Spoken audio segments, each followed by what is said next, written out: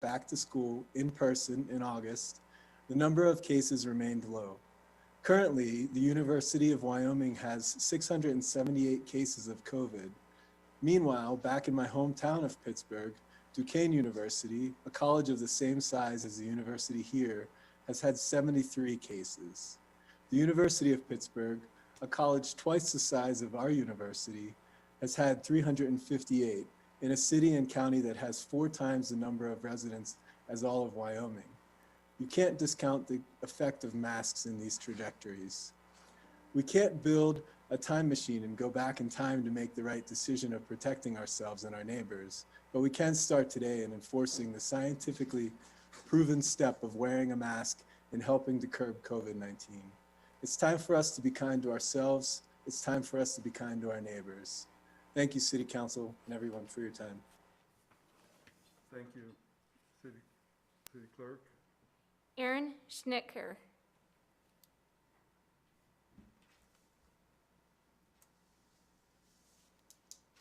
My apologies, Mayor.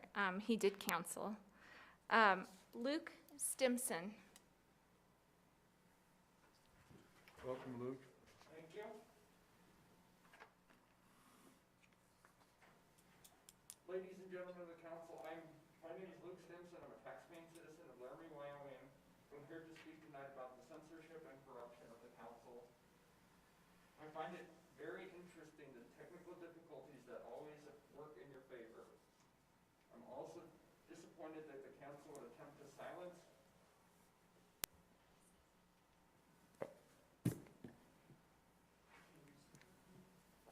Yeah, we can reset the timer, Mayor. Okay. Okay, you have 3 minutes. Go ahead. My name is Luke Stimson. I am a taxpaying citizen of Laramie, Wyoming. I am here to speak about the council's censorship and corruption. I find it very interesting how the technical difficulties always work in favor of the council. I'm also disappointed the council would attempt to silence communities' voices. Why are you trying to censor the public of their opinions? I believe the code of conduct as applied by the council is a First Amendment violation. I am a firm believer in the United States Constitution and would appreciate the council considering rewriting the code of conduct to match the First Amendment. I would also like to mention how the council does not support our police departments. Council members should be supporting our law enforcement. Thank you for letting me speak. I yield the rest of my time. Thank you, Luke. City Clerk. Linda Devine. Thank you, Mayor, council members. My name is Linda Devine. I've been a resident of Laramie since 1996, and specifically I'm a resident of Ward 1. It's been a tough 8 months, and my purpose tonight is to thank you for the positive things this council has done to address COVID, and also to encourage you to continue some of that work. And specifically, I appreciate the Hollyhocks Commons and the additional seating downtown. It created a safe environment for folks to meet. It was a welcome relief for me to have a safe way to meet friends after isolating for so many months. I hope there will be long-term plans to make it permanent. Related to that, I wonder if you will also consider erecting parklets parallel to the restaurants. I think the parklets are beneficial in bringing the community together. It's easy for folks to jump on social media and hurl insults at one another. It isn't so easy when you're face to face with someone. I think expanding outdoor seating will allow more people to gather to engage in productive dialogue as well as support the local businesses. A few years ago, I started a food truck called Divine Eats, and the theme behind the food truck is bringing people together through food. When people gather together to dine, they usually engage in conversations. I think the more opportunities we have together as a community, the more likelihood there is for this community to heal. Healing doesn't mean giving up our core beliefs and values. It's just an opportunity for folks to share the stories. So again, I appreciate your time. I appreciate the work that you're doing, and ask that you would just continue doing everything you can to keep us all safe. Thank you. Thank you, Linda. City Clerk? Tim Hale.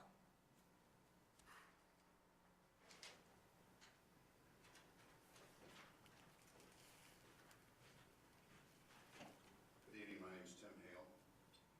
I have several topics I'd like to talk about. First, the issue with public comments in respect to personal attacks. I believe that there's a big difference between a personal attack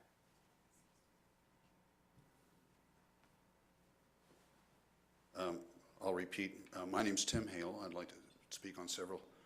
Should we start the time again? Yes, Okay, let's good, start. thank you. Go ahead. The issue of personal attacks, I think, needs to be addressed more specifically.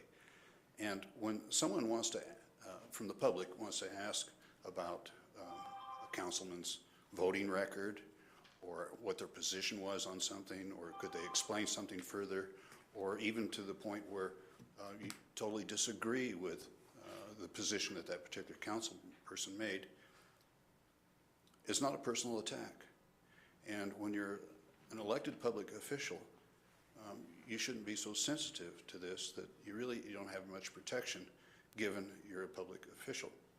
Now, this current situation where we have the lottery, I think, really smells in terms of adhering to the public's concerns.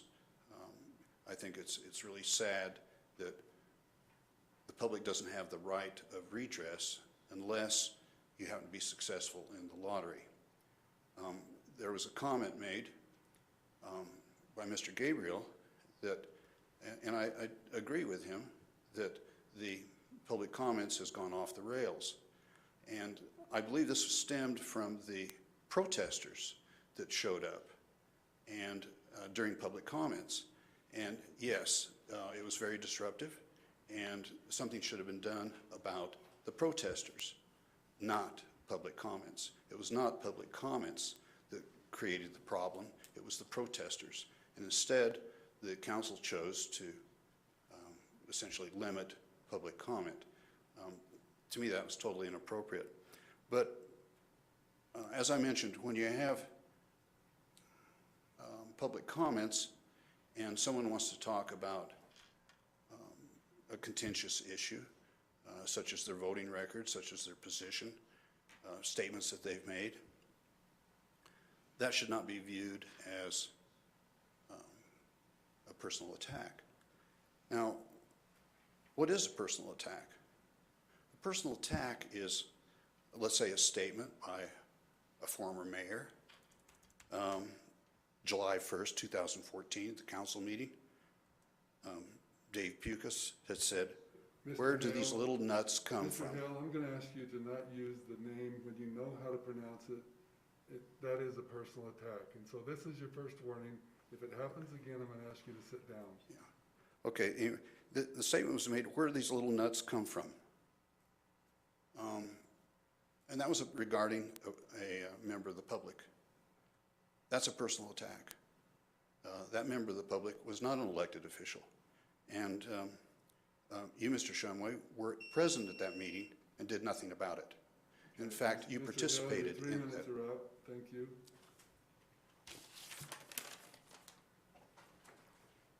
Emily Madden.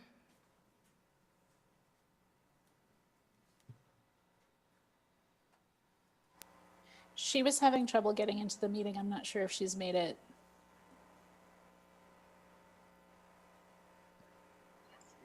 I think I made it in. We'll come back. She's there. Okay. Emily? Mr. Mayor, she's here. Okay, go ahead. Emily, if you can unmute, you can hit *6 and go ahead. Okay.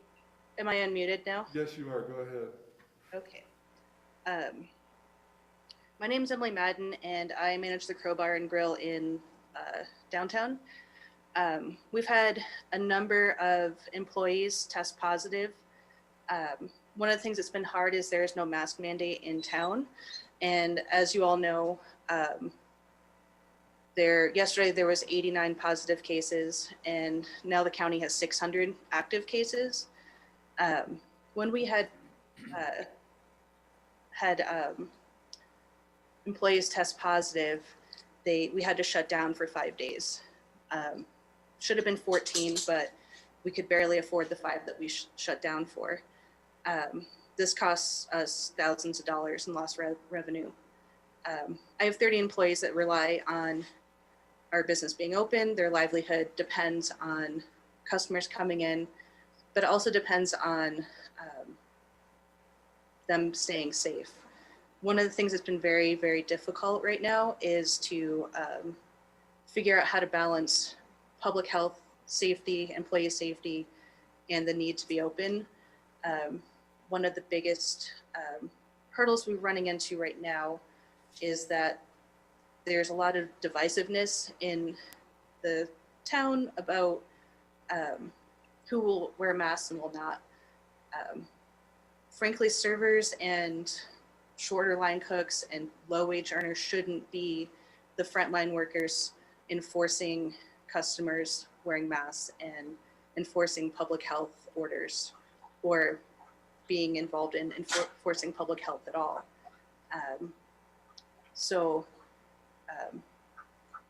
It's really difficult as a small business to try to stay open and healthy during this time when there's little to no support from our local elected officials.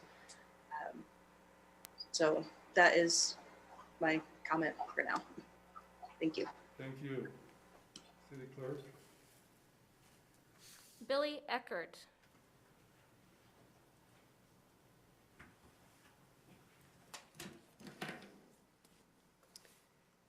Welcome, Billy. Thank you. City Council and Mayor, thank you for the opportunity to speak today.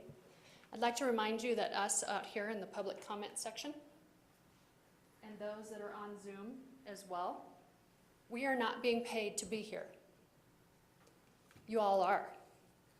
We are giving up time with our families. I'm having dinner with my family right now. Can you see me having dinner with my family? No, because my family's at home having dinner without me, because I'm here, because things that are happening here are very concerning. On that wall behind you, Mr. Mayor, says City of Laramie, building our community through respect, integrity, teamwork, and stewardship. I'm not seeing a lot of that right now. I've been a resident of Laramie and I'm doing this camera here because you guys keep having technical difficulties with the public comment time, so I'm going to make sure that it's on the live video. I would like to talk today about censorship, as it seems to be cropping up all over the government, both national and local. We the people have been showing up prepared for public comment, only to have the Laramie City Council claim technical difficulties that lead to the edit out or skipping of only the public comment portion. Censorship is the suppression of speech, public communication, and other information on the basis of such material is considered objectionable, harmful, sensitive, or inconvenient.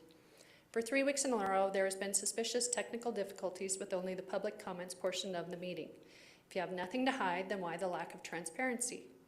In the United States, freedom of speech and expression is strongly protected from government restrictions by the First Amendment of the United States Constitution. Many state constitutions and state and federal laws, freedom of speech, also called free speech, means the free and public expressions of opinions without censorship, interference, and restraint by the government.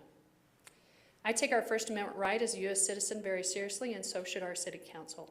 In fact, our City Council should be fighting to preserve the rights of the people. After all, that is the oath they took when they were elected to this position.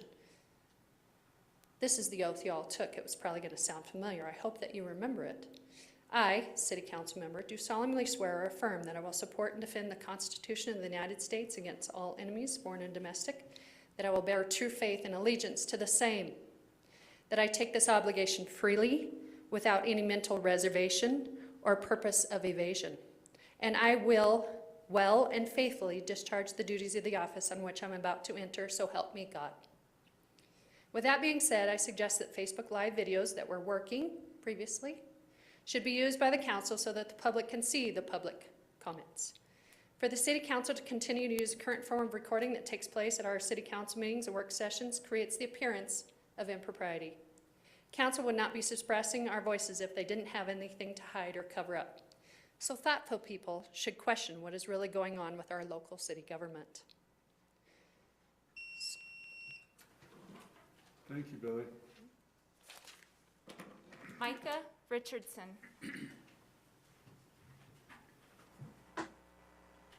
All right.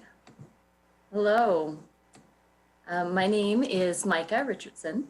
I am a citizen of Laramie, and I want to thank you all for allowing me the time to speak tonight. I also want to thank each of the council members for your hard work, especially this year, which has been a doozy for us all.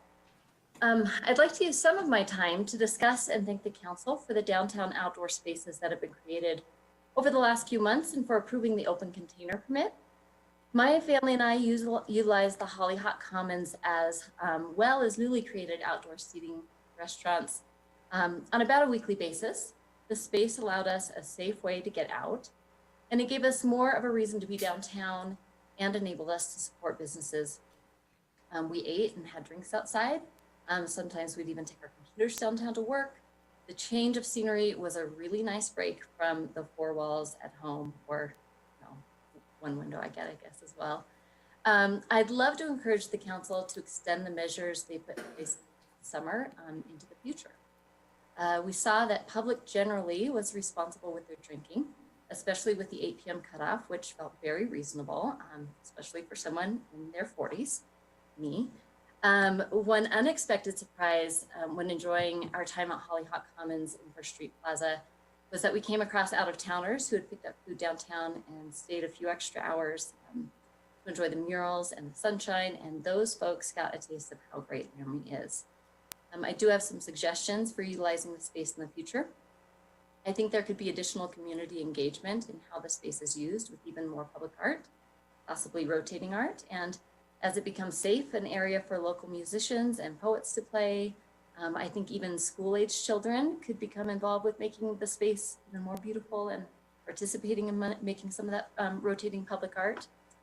I may be the minority on this next opinion, and it gets shot down quickly by almost everyone, I understand, but I think it would be pretty fun to get some heaters in some of the spaces, those open spaces, and utilize it in the winter. We're all going to end up feeling cooped up anyway, so why not try to make the best of it? I know my family would be pretty happy, with the exception of those like 60-mile-an-hour wind days, to hang out by a fire with a mug of hot chocolate on First Street Plaza. And, I think we're all pretty hardy folks anyway who have layers of winter gear, so it'd be a great winter addition. I hadn't intended to talk or address the mask issue, but I also want to share that I have a lot of concern as our numbers increase here in Albany County. I just see businesses closing. We've seen a couple of them close already, what that's doing to workers and our town. And it just, I am happy to wear a mask if that means we can save those workers their jobs and those businesses from closing, not to mention a few lives. So Your 3 I want minutes. to share that. Your 3 minutes are up. Thank you for your comments. Thank you. Thank you. Mayor, before we continue, Emily Siegel is on. Okay, let's go back to her. She was, yeah, that'd be fine. Emily, if you're on, would you go ahead? You have 3 minutes.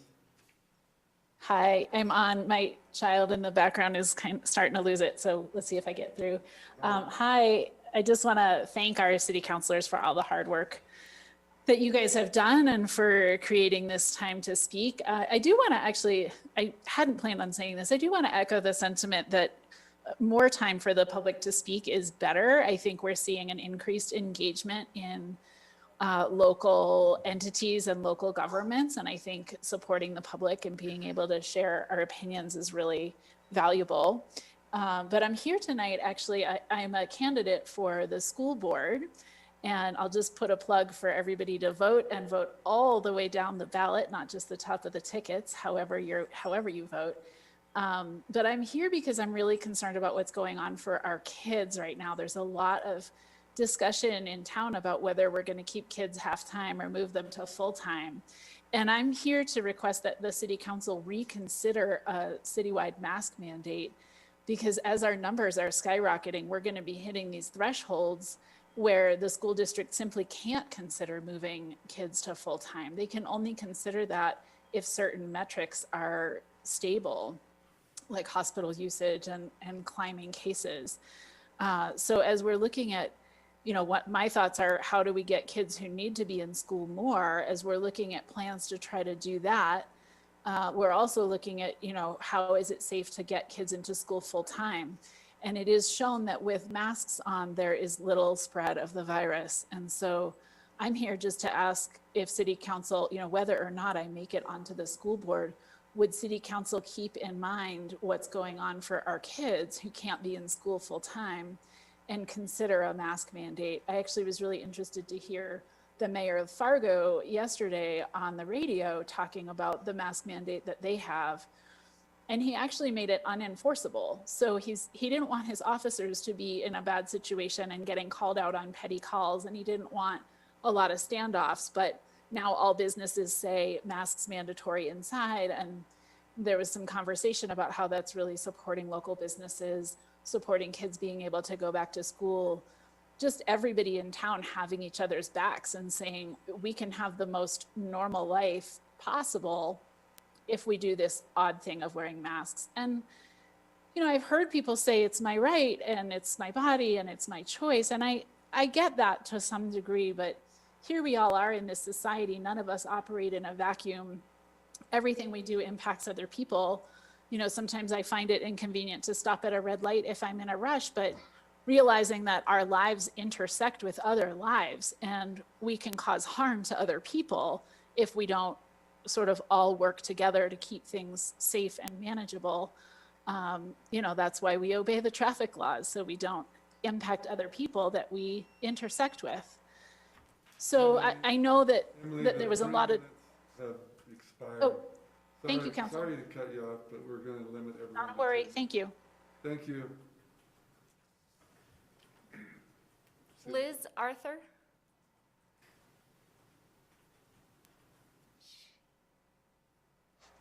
Mr. Mayor and City Council, thank you for allowing me to speak today. I've been a resident of Albany County for 35 years, and I'd like to take this time to talk to you about my concerns for the ordinance with establishing general contracting license within the city of Laramie from a property owner's perspective. The way it currently states, or as it was explained, if you are an owner and it's not your primary residence, then you have to be a general contractor for your own property major repairs or hire one. It was said it's up to discretion on if a fine will be assessed. I don't want to be breaking the law. It needs to be cut and clear. It needs to be black and white. Quick story, in 2017, my 14-year marriage was dissolved due to alcohol. I have two little boys now, one 12 and one 6. We had a house on the west side of Laramie with a small property adjacent that we rented out. When my divorce was finalized, I was allowed back on the property. The damage done to the rental in revenge by my spouse was more than I could fathom. As a newly single and having been a stay-at-home mom, I didn't have the money to hire someone to fix it so I could rent it out. I spent the following 2 weeks pretty much nonstop over at that house. I replaced subfloor, installed flooring, carpet, walls, windows, fixed the roof, deck, doors, lights, locks, fixtures, so on. All this would have cost me over $7,000. I was able to repair all the damage with my time and on-hand materials for a cost of less than $300. I did have to hire in someone to fix the plumbing because all the pipes were burst. Upon completion, the property brings in enough money for me to pay my mortgage. If I had to hire a contractor, the rental would be sitting there unused and probably an eyesore to all the neighbors by now. Just a few months ago, I replaced the front porch stairs on my father's rental that had started to rot. It had become a hazard to the renter and became quite a bit of an eyesore. I went over, tore out the stairs, replaced them with new. Again, this would have cost around $3,000, but I did the job for around $400. The stairs are sturdy, well-made, and beautiful. I have one more example where a family here in Laramie has a homebound son and didn't have the necessary items for him. I got Wyotech students to come in and install a wheelchair ramp for him. I got it donated from a local contractor here in town, and they installed it in the front of his house. They were able to be independent and go outside for a walk for the first time in 6 months, thanks to Wyotech students. This also brings into account the fact when a contractor is needed, one isn't available. We ran into this several times this summer and had to hire one out of Colorado to get work done. I urge you to look into this ordinance more. I understand the portion of wanting to regulate contractors, and it's their job, and it's normal for them to be regulated. However, I think because I own a property, I shouldn't be subject to having to hire a contractor when I can do the work myself. Maybe better than the contractor, maybe not. Please make sure you guys look over this really carefully in regards to my concerns. Thank you. Thank you. Taylor Norton. Hello, can you hear me? Yes, go ahead, Taylor. All right. I just wanted to speak a little bit of a lot of other people, maybe not a lot, but a few other people previously have voiced support for a mask ordinance, and I would urge the city council to look into re-examining a mask ordinance in the city of Laramie. Ironically enough, Laramie County is looking into putting one into place, and I think that could serve as some sort of a guide for how the city of Laramie could proceed. I know that when this issue was previously brought to the council, a lot of the opposition from members of the council was in regards to the process and how with questions of legality and stuff like that. But it appears that there are means by which people can, or by which governments can pursue this type of ordinance in the state of Wyoming. And again, I encourage the city council to look into doing something to that effect. It impacts the safety of everybody in the city, especially with, as many have mentioned, the number of cases in this county being so sharply on the rise. And the fact that service workers, I myself am a service worker, and many others, we don't really have a choice as to how we interact with the public. I'm forced to go to work, and I have to interact with people who are potentially exposed to others who are willfully and deliberately not wearing a mask for whatever reasons they might have. And it puts me at risk, and I feel generally unsafe just going to work, which has never been the case before. And so, again, I just want to encourage the city council to look into a mask ordinance because of the safety ramifications of everybody living in the city. And with that, I'll yield my time. Thank you very much. Thank you, Taylor. City Clerk. Victoria Rasmussen Dixon. Welcome, Victoria. Oh, hi. Hi, I'm in here. Good evening, Mayor Shumway and council members. I'm Victoria Rasmussen Dixon, write-in candidate for Laramie City Council Ward 3. I'd like to take this time to talk to you about the original ordinance number 2017, creating section 15.24.015 of Laramie Municipal Code, establishing general contractor licensing within the city of Laramie. To start off with, I'd like it to be known that I am not entirely against this ordinance. However, I do believe we need to discuss it a bit more and perhaps alter some of the verbiage. We need to make this ordinance general contract friendly, as well as business owners, homeowners, rental property owners, and future home builders friendly. There were lots of great points brought up last Tuesday about this ordinance. One that stuck with me the most was that of Arsenio Lemus. He says, "It just seems like an untimely time to put extra regulations on contractors." This is something we need to be thinking about, especially considering the COVID numbers as a state and county continue to climb. As another thought, would this item be better handled through our county commissioners, making it a county ordinance rather than a city ordinance, or even at the state level, since so many of our contractors work in multiple municipalities, and/or include a reciprocity clause that if they are licensed in another city or state with equivalent requirements, that the Laramie license requirement is either waived or granted for a significantly reduced fee. I hope as you continue to work on this ordinance that you will please take the time to think about and consider these items. Most importantly though, please keep us, the citizens of Laramie, informed. Keep us in the loop through this whole thing. Keep complete transparency on this, because this ordinance will affect everyone within our community.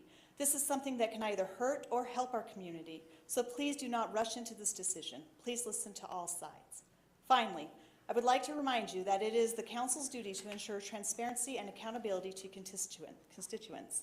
The quote, technical difficulties that we seem to experience during public comment periods are absolutely unacceptable. This and represent a significant failure on the part of the council and staff to ensure that the meetings are open to the public as required by statute. If there are legitimate technical difficulties, these should be addressed prior to the meeting. If a meeting continues under these conditions, the members of the council would appear to be in violation of the Wyoming Public Meetings Act, Section 16-4-403D, which states, "No meeting shall be conducted by electronic means or any other form of communication that does not permit the public to hear, read, or otherwise discern meeting discussion contemporaneously." Section 16-4-408A set forth the $750 civil penalty for members of the council who attend or remain at the meeting knowing of the violation without objection, and any action taken at a meeting where the act is not followed is null and void. I strongly suggest that the council observe its duty to ensure that the council meetings are completely accessible, whether the proceedings are favorable and civil or not. Thank you for your time. Thank you, Victoria.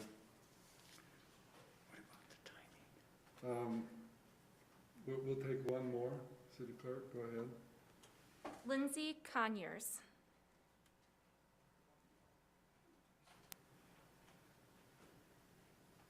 Welcome, Lindsay. Thank you. I was not expecting to speak. So first of all, I'd like to talk on the COVID numbers a little bit. It's not on my paper, but it's interesting that people are so concerned with these numbers, but they're not bringing forth where most of these numbers are coming from. And I don't know the stats myself, but I venture to say it probably comes from the campus where they are testing hundreds of people every day, multiple times. I talked to one kid that had been tested 6 times in the first 3 weeks of school. So maybe those numbers might be a little bit skewed and not representative of Laramie as a whole, but just that part of Laramie. That being said, I came prepared to speak on the code of conduct. I don't understand why this council is ignoring the Constitution in favor of the code of conduct. How can you limit public comment to only complimentary voices? You cannot, as it is unconstitutional, censor public comment simply because you do not like what is being said. I worry that you will lose any support that you may be currently grasping by a thread if you continue down this path. The people of Laramie, as well as you, deserve to know how your community feels about your performance. I would also like to know why people were allowed to personally attack Councilor Stalder week after week after week, and not one of you spoke up in her defense. I seem to also remember Councilor McKinney being attacked about not wearing a mask repeatedly, and again, crickets from the rest of you. Councilor Schuster had to stand up for himself. My point is if you're going to enforce the code, it needs to be universal and across the board. I'm also still waiting to hear what the proper procedure is for me to bring my concerns with my ward representative to you. But rest assured, I'm not staying silent. Even though I'm not allowed to bring those concerns here, I am definitely sharing this information with every single person I know. It might be in the best interest of individuals to reach out and debunk or retract. Stepping down from this body is always an option as well, just as a reminder. This body has made it abundantly clear that you neither care for your constituents in this town or this town. If you truly did, you would have the decency to listen to us and address our concerns. And if you can't be convinced to do that, then at least honor our First Amendment rights to speak. Thank you. Thank you. We set aside 30 minutes at the beginning of each work session. We also set aside time at the end of each work session. So those that are on this list, in the order in which they are, you'll be recognized first on the second public comment period. We're now going to begin our work session, which is on the agenda. Our first work session is on municipal operations, carbon emission reduction update, and that is to be introduced, I think, by, is that? It's postponed. That's postponed. Correct. Yeah, that's postponed until November. So we're going to go to the second work session, and there will be one following that. So the work session that has not been postponed has to do with the EPA, Environmental Protection Agency, brownfield study that was recently completed. And City Manager, who's going to introduce the study? Mayor, I believe that'll be our planning manager. Okay, Looks like he's ready on Zoom. all right. Mayor and council, thank you for giving us some time with council this evening during the work session. Really for staff, we really wanted to use this time kind of as a way to wrap up this project. If you recall, the city of Laramie went after an EPA brownfield grant for the west side in Laramie here about 3 years ago. We received a $300,000 grant that we have been expending those funds over the last 3 years on properties in the west side. I think it's important to note, why did the city of Laramie actually do this? Over the many years that I've at least been with the city, but also in talking with potential developers in this area, there's always been this perception that there are lots of issues on the west side in terms of contamination. And by going after this grant, one of the things that we are able to do is to do the actual needed scientific investigations on properties on the west side that allowed us to actually put facts to the actual information and the rumors and things like that we were hearing. For us and for the community, I think this was a good opportunity to invest money in a portion of, I think, Laramie community that kind of sometimes gets overlooked, but also to help property owners. So the money that is spent allows us to actually complete studies on private property within the city of Laramie for future development. It allows them to use the information that we gather during this process at no cost to them to potentially help them sell property or develop their property. In addition to the scientific work that was done, public engagement, as well as some other outreach that we've done has occurred. We've also had an opportunity to produce a kind of a video that kind of celebrates the west side, as well as some other things that we'll speak about during our presentation. During the course of the process, multiple city staff members were involved. We had our associate planner, Matthew Cox, and our economic initiatives member of staff, Sarah Reese, also heavily involved in the project. We also hired consultants to help us manage the project in terms of both the scientific side as well as the planning and land use side of the project. That is the Ayers Associates. Both of the two main parties who worked on the project are on the Zoom call today, Matt Ashby and Jeff Steiner. What I'm going to do is I'm going to kind of end my portion of this introduction, and I'm going to actually turn the presentation over to them.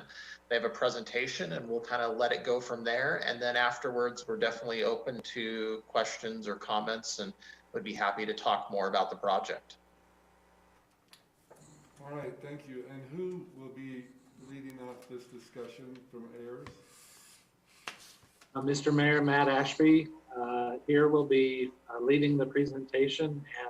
And if I could request the clerk permission to share a screen. Is that, okay, we're ready if you want to do that, go ahead. All right, fantastic.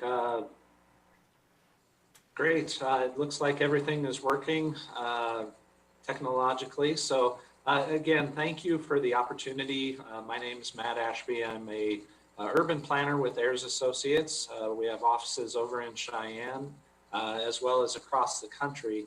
And we're particularly excited to be working in the Laramie West Side neighborhood under the Brownfield grant. So to give a little bit of information about the overall process, the first step that we took was really to align the overall approach to the grant.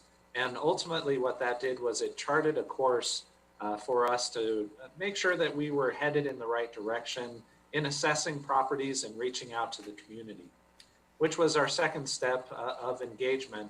And through that process, we held several meetings, open houses, discussions with neighbors to really try to understand that neighborhood and the unique nuances of what makes the West Side special.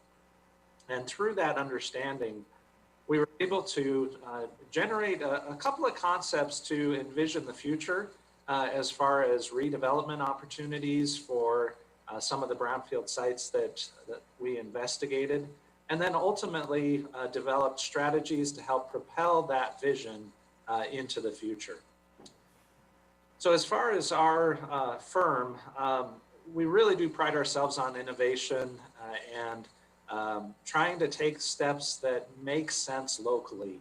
And really the exploration of the character of the neighborhood really helped to inform the overall direction of ideas and concepts that were generated. Because ultimately what we want to do is think beyond the brownfield.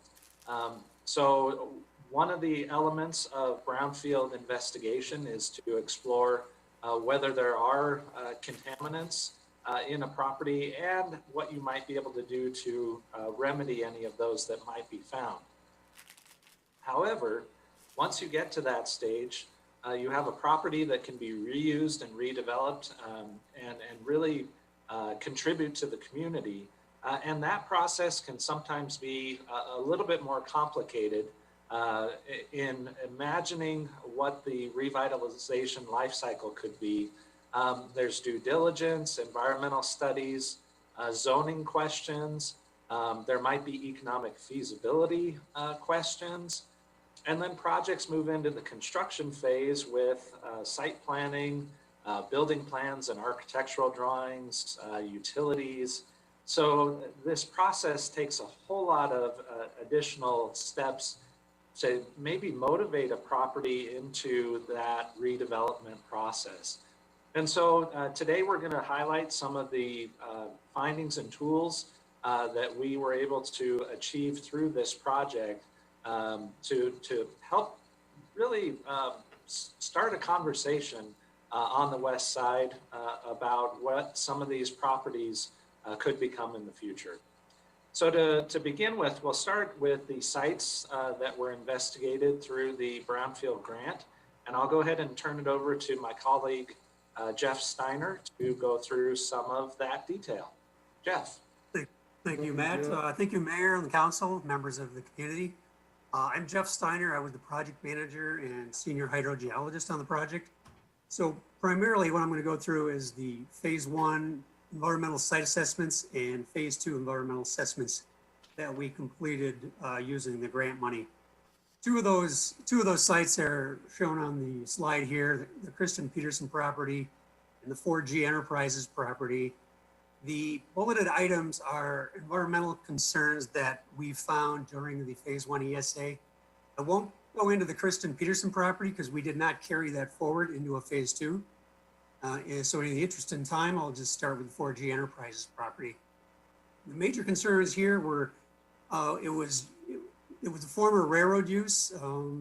So that was a concern. There used to be an on-site machine shop on that property, and there were bulk petroleum facilities upgrading into the property. So those were the primary concerns that we looked at going forward on a phase 2. Next slide, Matt. Two other properties that we performed phase 1s on were the All Wyoming State Towing property on McHugh Street. This was part of the Standard Oil Refinery back in the 1920s and 30s. There were bulk ASTs, or above ground storage tanks, at the south end of the site. It used to be a former truck stop. There was known soil and groundwater contamination at this site going into this project. And primarily due to those leaking underground storage tanks. They were removed and the site was remediated to some extent. The site was then used as a storage yard for wrecked vehicles. And also there was a significant amount of fill that was brought on site, the origin, which is unknown. And also the other phase 1 we did was on the Moniz property, 1161 Cedar Street. This also was part of a former Standard Oil Refinery. Other concerns were the adjacent yttrium plant, there was concerns for petroleum, metals, asbestos, and they also used to store radioactive materials there. And this site also had a significant amount of imported fill. Next slide, please. So we subsequently performed phase 2 environmental site assessments at 3 of these properties. The 4G Enterprises property, this was a pretty large site, 32 acres. This is a much bigger site than we normally assess under these brownfield grants. What we found was a highly permeable sand and gravel aquifer beneath the site. We did not find any VOC or pH compounds. pH compounds they're associated with oils or heavy end hydrocarbon constituents. We did not find VOC's pH compounds in the soil above any regulatory standards. We did find arsenic levels, but those were all consistent with natural occurring background concentrations, so they're not really a concern either. And we also did not find any VOC, pH, or metal constituents above any groundwater standards. So the good news is the results indicate there are no significant environmental contamination impacts at this site, and nothing that would warrant additional assessment or preclude any development on this property. Next slide, please. Next property was the Moniz property that we assessed. This is a little smaller site, 1.3 acres. Again, we found a highly permeable sand and gravel aquifer beneath this site. We did a gamma radiation survey looking for radioactive elements. We did not find any. There was concern for asbestos in the surface soil, and we did not find any asbestos there. We did find a number of metal concentrations in soil above the DEQ, Department of Environmental Quality, migration to groundwater standards. But in subsequent groundwater sampling, we didn't find these metals. So therefore, those are not a concern either. Each of the borings we put in at this site, when we got to the water table, there was a significant odor, significant hydrocarbon odor. So we thought conditions were going to be much worse than they were. But what we found though when we analyzed the samples is we found methyl naphthalene, which is a very low odor threshold. So it smells a lot worse than it actually is. When we did groundwater sampling, we actually did not detect metals, VOC, or pH at above groundwater standards. The one issue that going forward for development is we did not look at vapor migration, and that's something that'll have to be looked at in the future if somebody wants to build a building on the property. You just don't want vapors getting into the building, so that's something that'll have to be looked at in the future. Next slide. This site was actually unique compared to all the other ones. This is on the west side of the river. We assessed 7.21 acres. At this site, we had shallow bedrock, and there's actually a ridge, a high bedrock ridge that runs along the north-south along the Laramie River there. On the east side, the high part is the reds and the yellows along the east side here, east side of this figure. And then as you go to the west, there's a thin layer of sand and gravel, and that's actually the aquifer for this area. It's a perched aquifer sitting on top of the clay stone there. We did not find that bedrock on the other side of the river, so this is quite interesting. You could just zoom out a little bit, Matt. So, like I said, there in that western side of the site, there's a shallow perched aquifer, and we did find VOCs and pHs in the soil, and I believe we found benzene exceeded groundwater standards in that section of the site. Nothing too significant, but things that will have to be dealt with during development.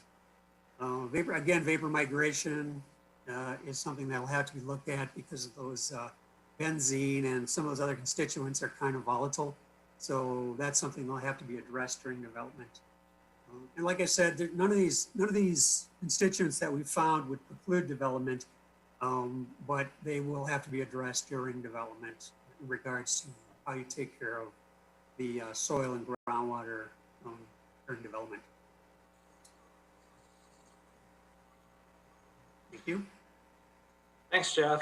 So, moving forward, after the results of the phase 2, we wanted to look at the 4G site and identify a little bit of land use planning that could conceptually help to guide a future thought process regarding development in that area. And this property is bounded on the north by Snowy Range on the north and Garfield on the south. And so one of the ideas that was expressed through our public input was that additional commercial uses would be nice in the area, but also additional single family homes, as well as potentially having an opportunity to address some mixed density residential and some other uses, in addition to a treatment of the Laramie River frontage with sensitivity due to the floodplain and the opportunity to really seamlessly connect some new development with the asset that is the river. So the goal behind this type of a land use concept is to hopefully get the process started and get discussions moving on potential development. And so while this may be something that could move forward in the future, there's a whole lot of additional discussions that would need to take place. But we hope that through this process, we've had the ability to get people moving towards those discussions. Before you leave that picture, I believe the 4G property is the one that's in dark green. Is that correct?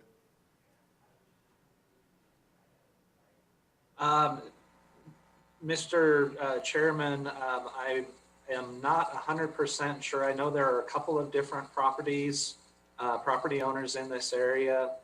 Derek, if you can kind of guide me, I believe there's a property line in this vicinity, which to the west is the 4G, and to the east, there is at least one other property owner, if not several additional properties. Okay, thank you.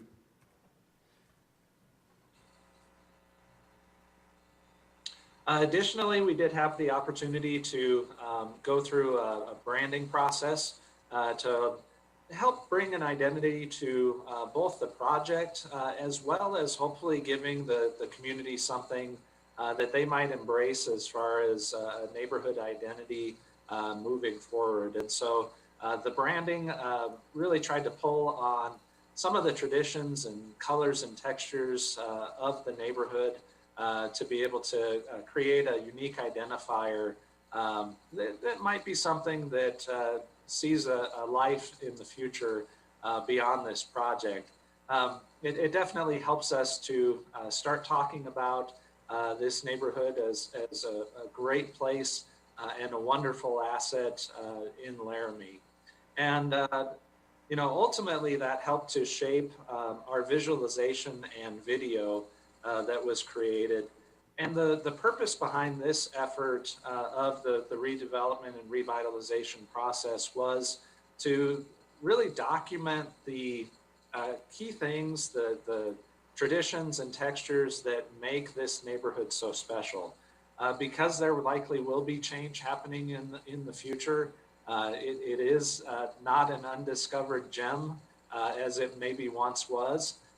There will be some changes happening, and this video really helps to introduce folks that might be new to the neighborhood to what really makes this place great. And with that, we have an eye towards the future of hoping to preserve those great elements. So I'm gonna take just a moment and stop share and change my settings so we can run our video effectively here.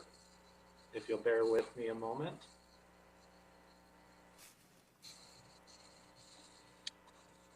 So Derek, just one note of concern. I do have the ability to share my computer sound, but the option to optimize the screen for sharing the video clip is not allowing me to check it. So I'm going to go ahead and try to make this work, and if it does not, please let me know.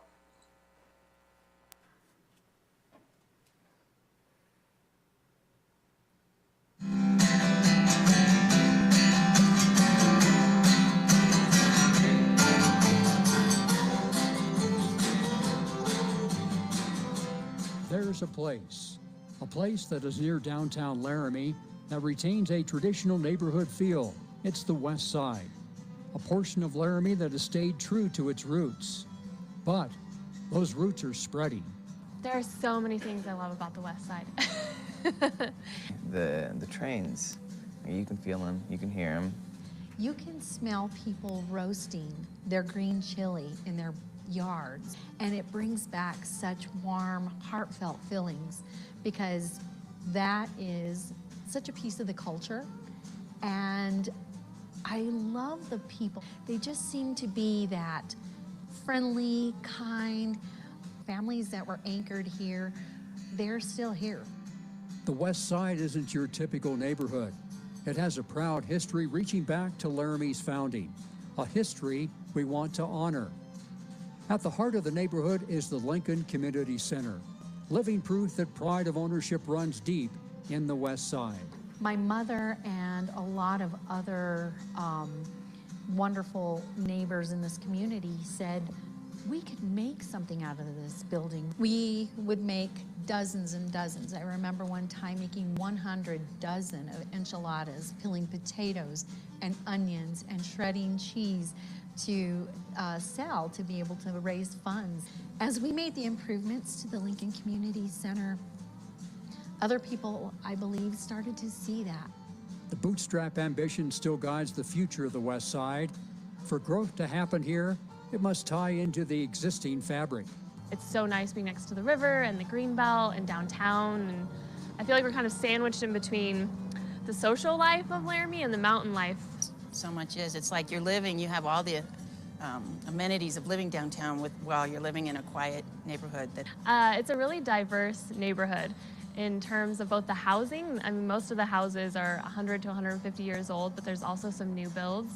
Someone just put a really cool tiny house in close to us, which is just really awesome to see the diversity of homes and then also the diversity of the people in terms of generation, ethnic background. There's a really strong sense of independent, creative community. But growth is happening. Change is coming to the West Side. But as we change, so must we pay tribute to its roots. It's really important that the West Side stays eclectic and its own. I think the West Side is awesome. I think that it has a nature and a soul to it and a creative vibe to it that I would love to see have the activity from the other side of town spread to over here and see what that did for it. Although we can't predict the future, the West Side is poised for growth. We have Bud's Bar. It's, you know, you don't see an actual neighborhood bar that often. I'd like to see more business owners come in. This growth will forge a new path for a mixture of new and needed housing types, as well as a path for businesses and economic growth occurring at a neighborhood scale. In conjunction with an EPA Brownfield Assessment Grant, Ayers Associates and the City of Laramie have conducted multiple Phase 1 and 2 environmental studies to assess perceived contamination issues on the West Side. With the studies complete and generally favorable findings in the studies, development and growth can be less focused on perceived contamination and instead focused on positive growth for the present and future West Side. Imagine that along with the investment near the river, some of the colorful historic houses and structures could also be restored.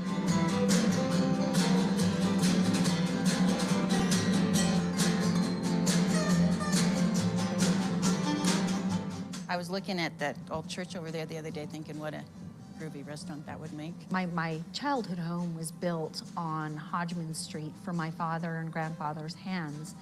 And Back then, they used to build homes out of stucco, and they would build one room at a time and add on to it. I would love to see a bakery.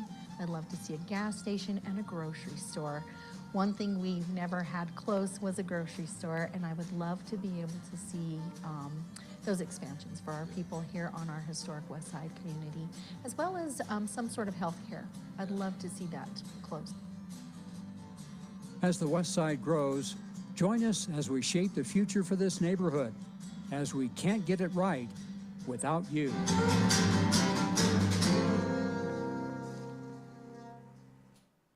So we had the opportunity just about a week and a half ago to go ahead and launch this video and celebrate the project with the neighborhood, and had a great session. Lots of folks attended. We had probably 40 folks attend, and we had the opportunity to really create. It was more than just a public meeting, including stickers and branded face masks so that people could safely gather at the meeting. It was a wonderful event with food trucks that attracted folks from the neighborhood, and even events like this art event supported by the Art Alliance, where folks were invited to do a screen print and then write down their hopes and dreams for the neighborhood. So we really had a great time and a great event to wrap up this process, and hopefully then kick off our efforts to bring life and new vigor to some of the vacant spaces in the West Side. So definitely a great public meeting. And actually tonight is our final meeting as far as the updates that we've done recently. We did, in addition to the community meeting, conducted a Zoom meeting with similar information as the public meeting. Also presented to Planning Commission last night, and then tonight concludes our meetings. So with that, I will go ahead and turn it back to Derek for guiding any discussion. Mayor and Council, I think for us, we'd be happy to take any comments or questions with both of our consultants online. If you have scientific questions, we can answer those, and as well as we really think this was a successful project. This was a great opportunity to go into this neighborhood and try to provide it some information, and the property owners some information that we hope will help this neighborhood be better than already what it is. It's kind of one of our up and coming neighborhoods in Laramie, and I think projects like this can help support neighborhoods like this to really grow well, and we can help shape that growth so that it, for the long term, can allow the West Side still to be the West Side, but still see growth and opportunity there. So with that, I think I'll leave it and be open for questions. All right. Thank you, Derek. So, Council, if there's any questions you have for Jeff or Matt or Derek, go ahead, just raise your hand and we'll start calling. We're going to start with our Vice Mayor, Pat Gabriel. Thank you, Mayor. Matt and Jeff, Derek, thank you. Also, Matt from Planning, thanks for all of your work, and Sarah. I was curious, Jeff, towards the end of your presentation, you talked about dealing with some of the areas before development. And I was just wondering if you could expand a little bit more on what you mean by dealing with those particular areas, what that actually means. Yes, sir. The regulatory status of some of these projects is not yet known. Two of these sites that had contamination on were actually investigated and remediated to some degree, and they were closed out by the state of Wyoming. To my knowledge, the reports that we wrote have not been submitted to the state, so we don't know, how they view the results. But at a minimum, if you're going to develop on some of these sites, probably, or at least two of them, the Moniz and towing site, you're probably going to run into some soil that might be impacted. Depending how deep you go, you might run into some groundwater that might be impacted. The only issue is you need to manage those wastes according to state and federal regulations. So there is some management along with development, but again, that depends on what type of development you're going to have. And those things would have to be figured out during the actual development once something's been selected. What type of foundation you're going to put in, how deep utilities are, those types of things. But there will be some waste that have to be managed. Thank you. Thank you. Councillor Harrington? Yeah, thank you, Mr. Mayor. I apologize. I don't remember which one of you from AIRS brought this part up, but somebody mentioned highly permeable, sort of gravelly soil along a large section of the 4G property. And I'm curious if that soil type is conducive to sort of this more dense variety of development right along the river. I'm not sure in what regard.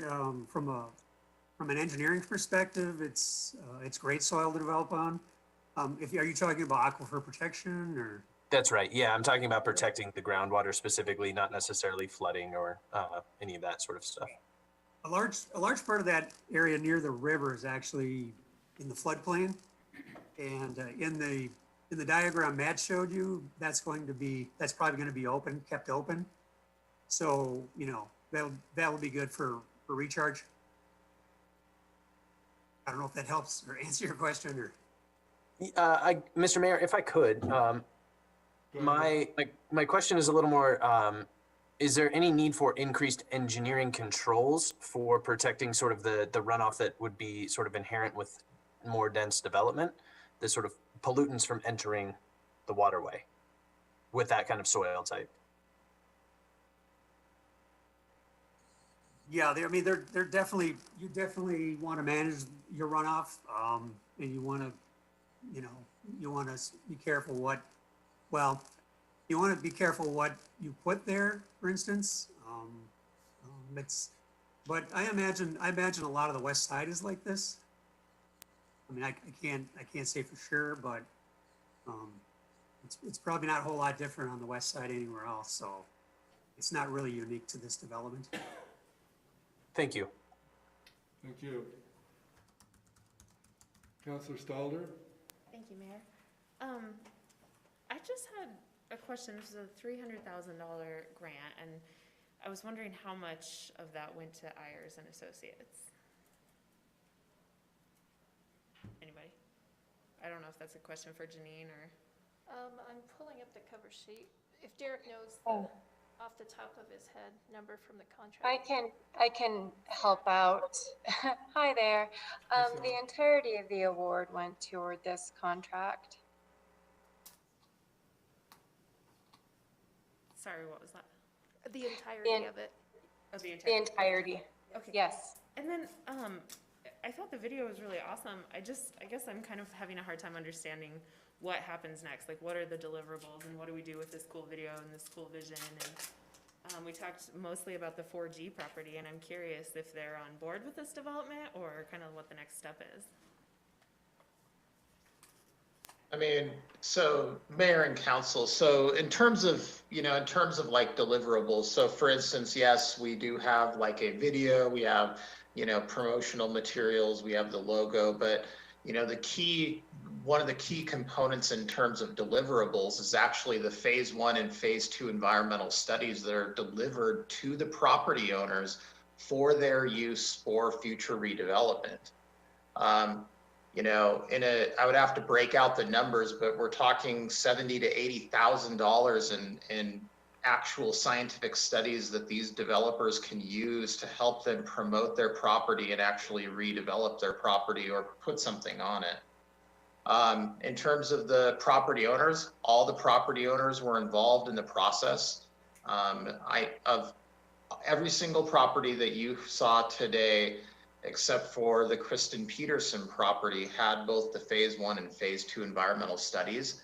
they have been used already to have discussions with developers on their properties so that they could show them the known scientific components related to contamination on their properties.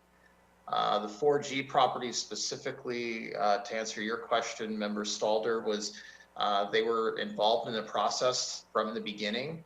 They were actually really encouraged during the time we had with them regarding the land use proposal.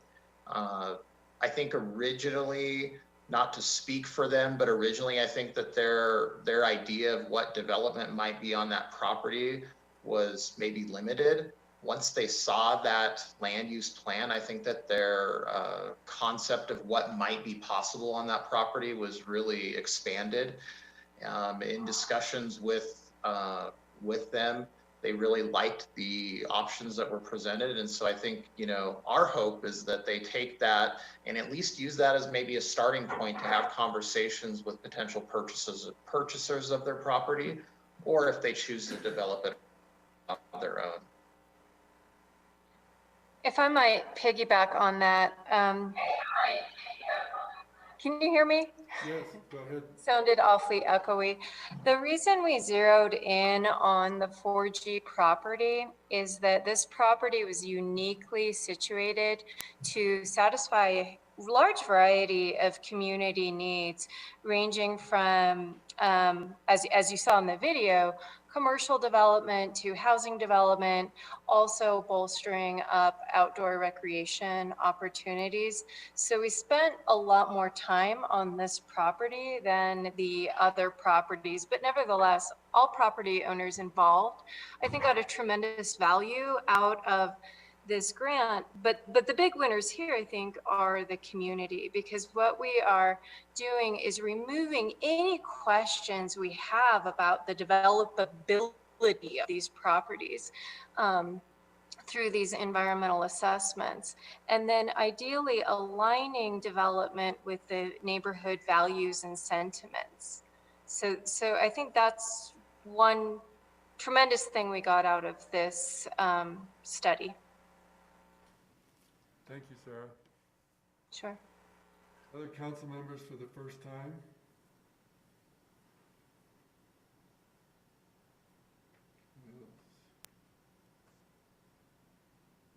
Okay, we're going to go back to Vice Mayor Gabriel for another question. Thank you, Mayor. This is for Matt or Jeff again. I was just curious, in the past, there has been discussion about the possibility of using the Standard Oil property for recreation, soccer fields, whatever it might be. After your study, does that still seem like a possibility?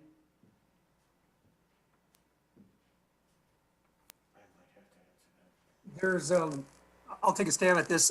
There are several other properties in that area that were formerly owned by Standard Oil, and large section of those, and Derek may be able to speak better to this than me, but those properties we didn't, there's large properties that we didn't assess, so I couldn't answer, you know, what can go on those properties. But, you know, by all means, we redevelop landfills, contaminated properties all the time with soccer fields, and so depending on what's there, there really isn't any, there really shouldn't be anything there that'll preclude those type of activities. But again, I can't speak specifically to some of those properties because we haven't assessed them. Thank you. Derek, Mayor and Council, if you don't mind, the kind of the elephant on the west side, I like to call it, is that large fenced-in area that's a portion of, it's what's called the BP Amoco site. Over the years, since I've been with the city of Laramie, you know, we've definitely tried to engage British Petroleum in terms of what their plans are with that site. And actually originally when I believe Sarah began work on this grant, kind of our intent was maybe to use some of this money on that property. However, as we got into the actual grant writing and then actually the award of the grant, and we started to decide whether we were going to use some of the money on that property, we found out that the British Petroleum has actually gone under the VRP program on their own and outside of this grant process. I think that's good in two ways. One, we were able to use the funds they were received for this grant on other properties within the west side. But number two, it shows that BP is working on this on their own through DEQ and through EPA to actually address the issues that are on the property and hopefully bring this property into some form of use again versus just being fenced off, which is kind of where it's at today.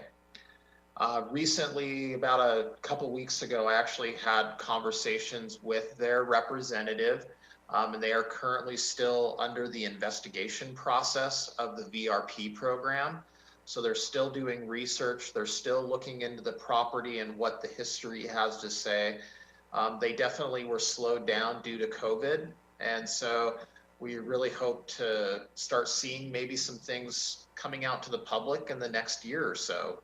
And any information that I get, I definitely pass along and try to keep the council as well as other staff and the public involved as well. Thank you. Thank you, Derek. Councilor Schuster, did you? I was just going to repeat exactly what he said, that the fenced off area directly across from the storage lot, directly if you come off Curtis, is involuntary to by the company that owns it there for remediation. So in the next couple of years, something like that will be happening. Good. All right, council, any other questions you have?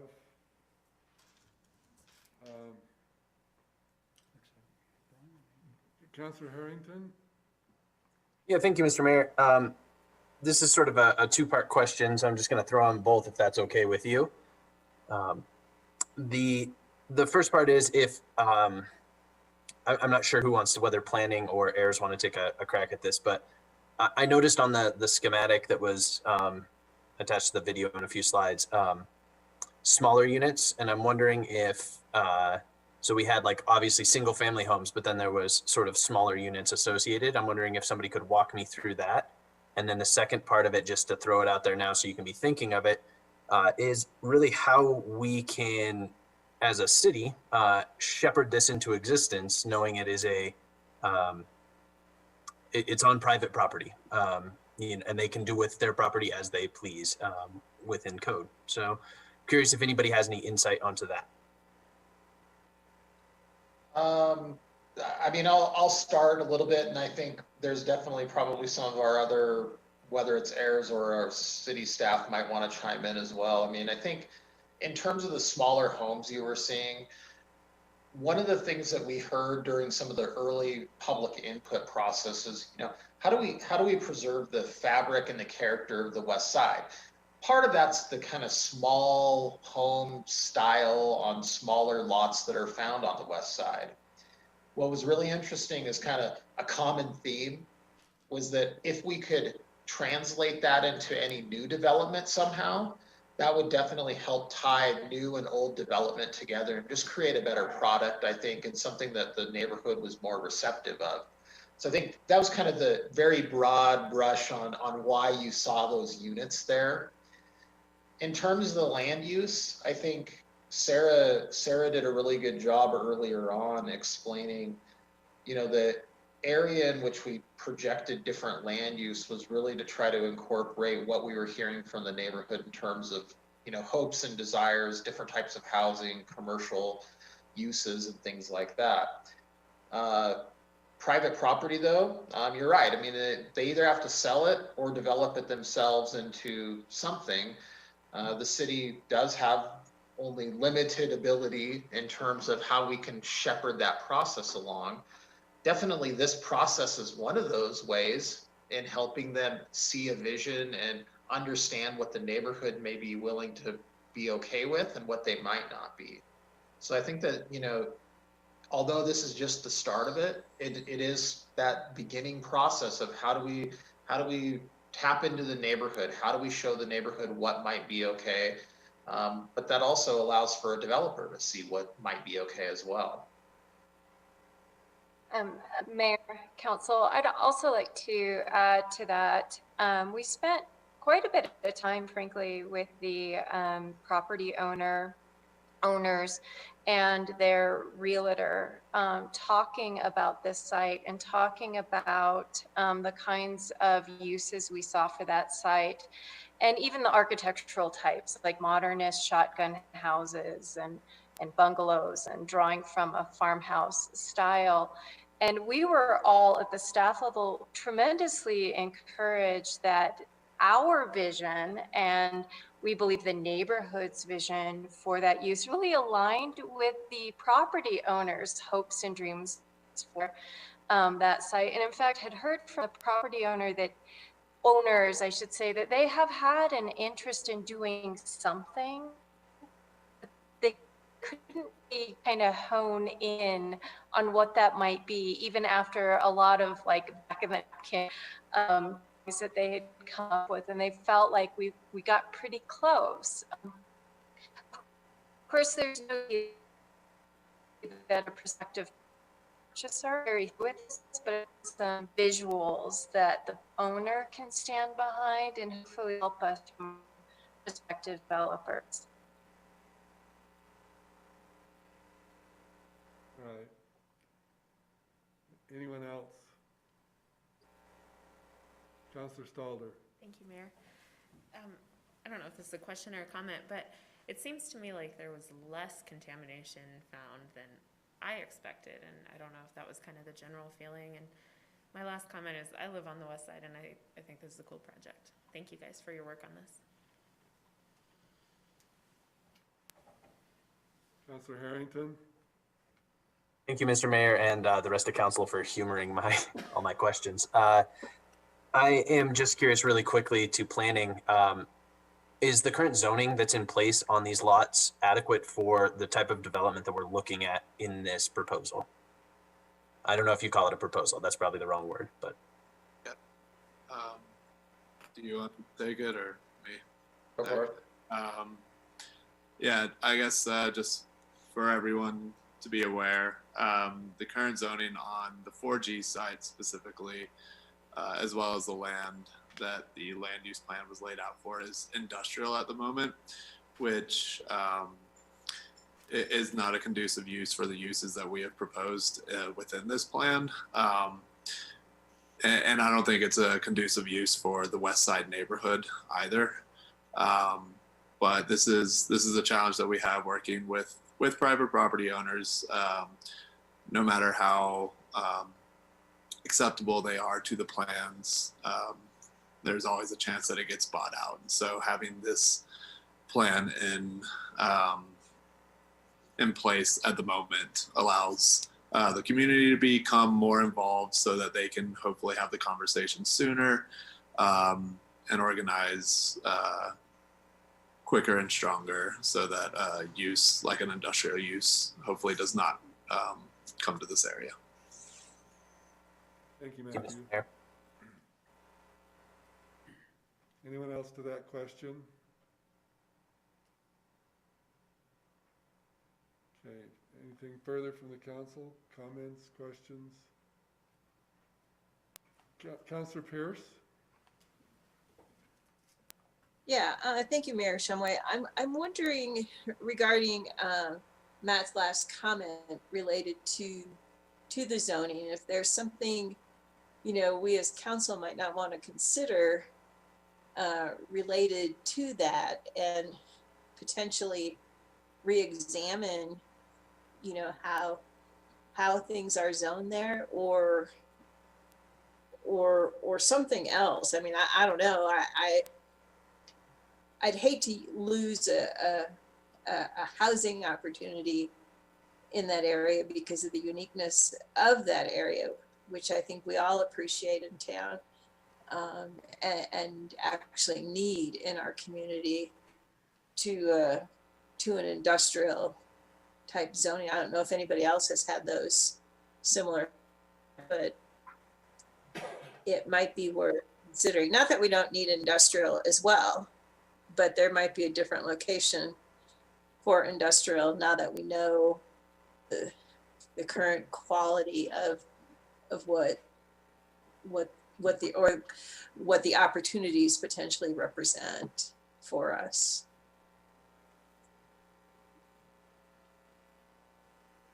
Thank you, Councilor Pierce.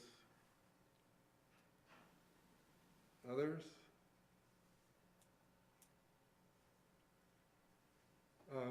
Derek, Matt, and Jeff, would you be open to receiving some questions or comments from the public? Certainly. Absolutely. They can be emailed as well if you'd like. Okay, let's open it up for questions from the public or comments from the public. And if there's someone that would like to do that, come forward or else unmute and we'll take your comments.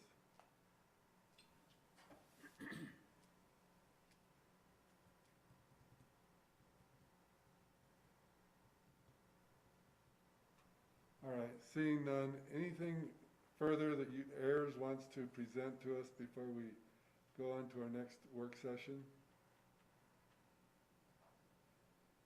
Mr. Mayor, I just want to take the opportunity to say what a pleasure it has been working with Derek and the rest of your crew and the city. We think it's a fantastic project. We appreciate it. Thank you. Mayor, before we leave, I would like to recognize Melissa Divancheski. I hope I pronounced your name correctly, Melissa. She is with the EPA Region 8 office, and she was assigned to us as our sort of handler chief as we navigated this pretty complex process. And she's just been a joy to work. So I want Melissa from the EA and thank her for giving up her evening this evening and for all the help she's given our community. You're welcome. Thank you so much. It's been a pleasure as well. I'm excited for the future of your project. Good. Sorry to put you on. All right. Some of the audio is not perfect, but we're getting most of what you're saying. Anyone else on this? Derek, do you want to, is there further areas you want to discuss, or are we ready to wrap this up?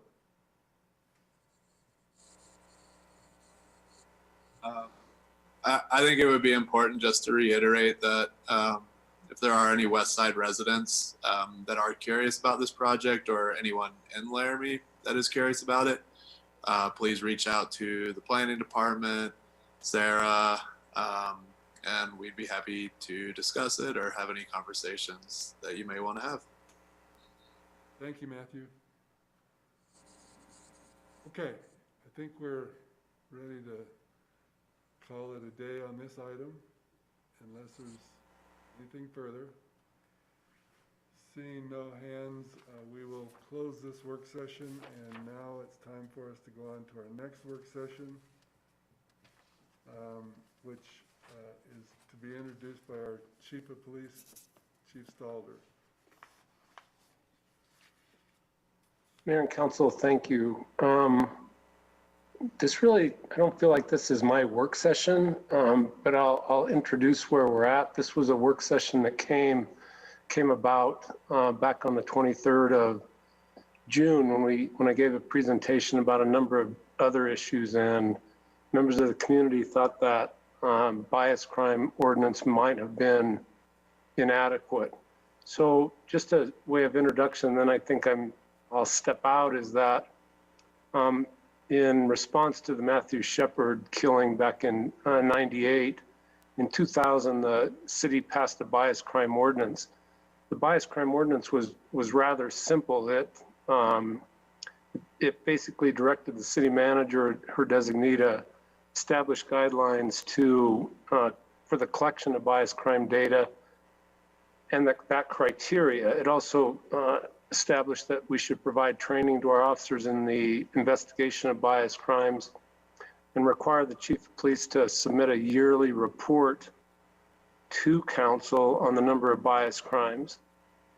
As indicated on your cover sheet, before this ordinance was passed in 1996, the FBI established guidelines for the collection of bias, or what they refer to still as hate crime data.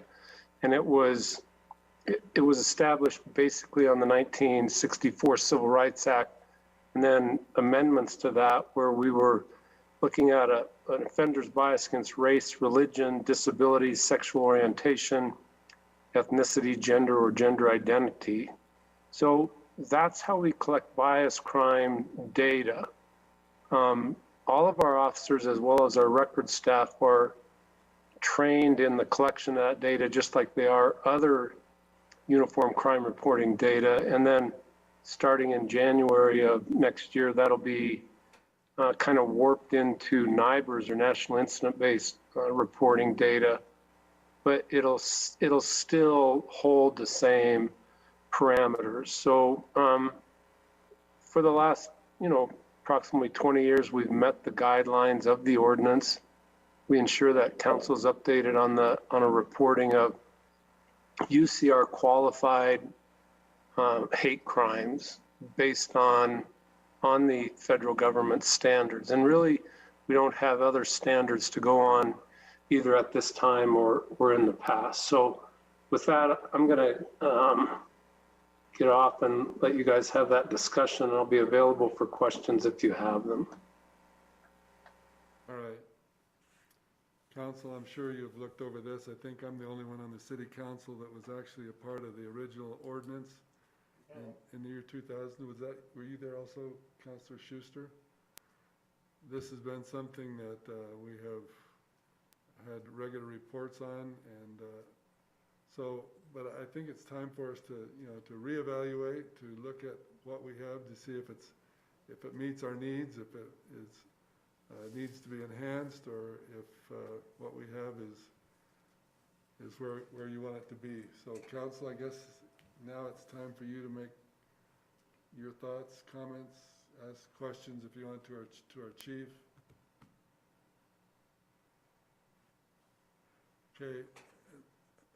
Okay, I see two hands. Is it Councilor Doherty? Is that you? Councilor Doherty first, and then we'll go to Councilor Pierce.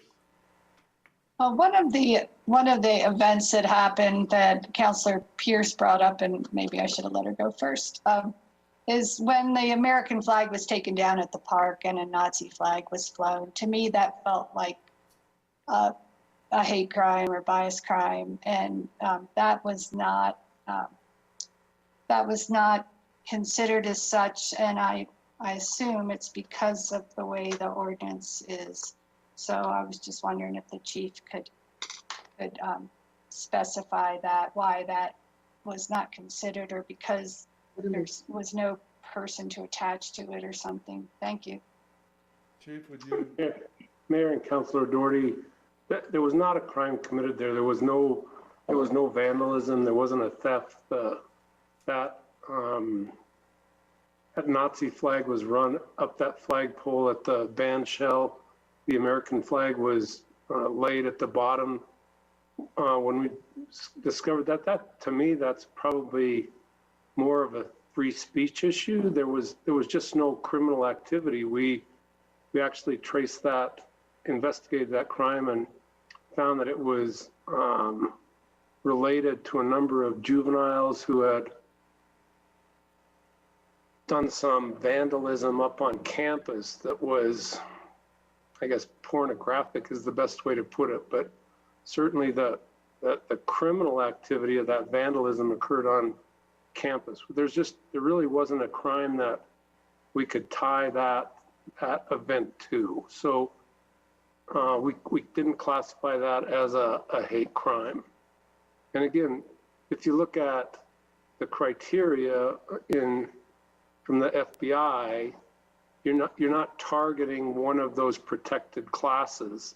You're expressing another view. So that adds to that as well. It doesn't fit into any of those protected classes on your on the FBI's list. Councilor Doherty, go ahead. I just want to follow up. My uncle died defending the flag and fighting Nazis. And I'm pretty sure it was against a group in particular that, that they were attacking. So, I mean, a lot of people, but I would like the vandalism to be classified. If it's vandalism, that, especially taking down an American flag, that seems like that's vandalism. That should be coded as such. So I would like to modify things. Thank you. Councilor Pierce? Thank you, Mayor Shumway. I think what potentially Councilor O'Doherty is getting at, and what I'd like to say is certain incidences occur that do not fall within the strict guidelines or definitions of a bias crime. And maybe what we need to add would be some sort of tally of bias incidents or bias type related incidences that occur within our community. I mean, I realize that some of those, you know, could be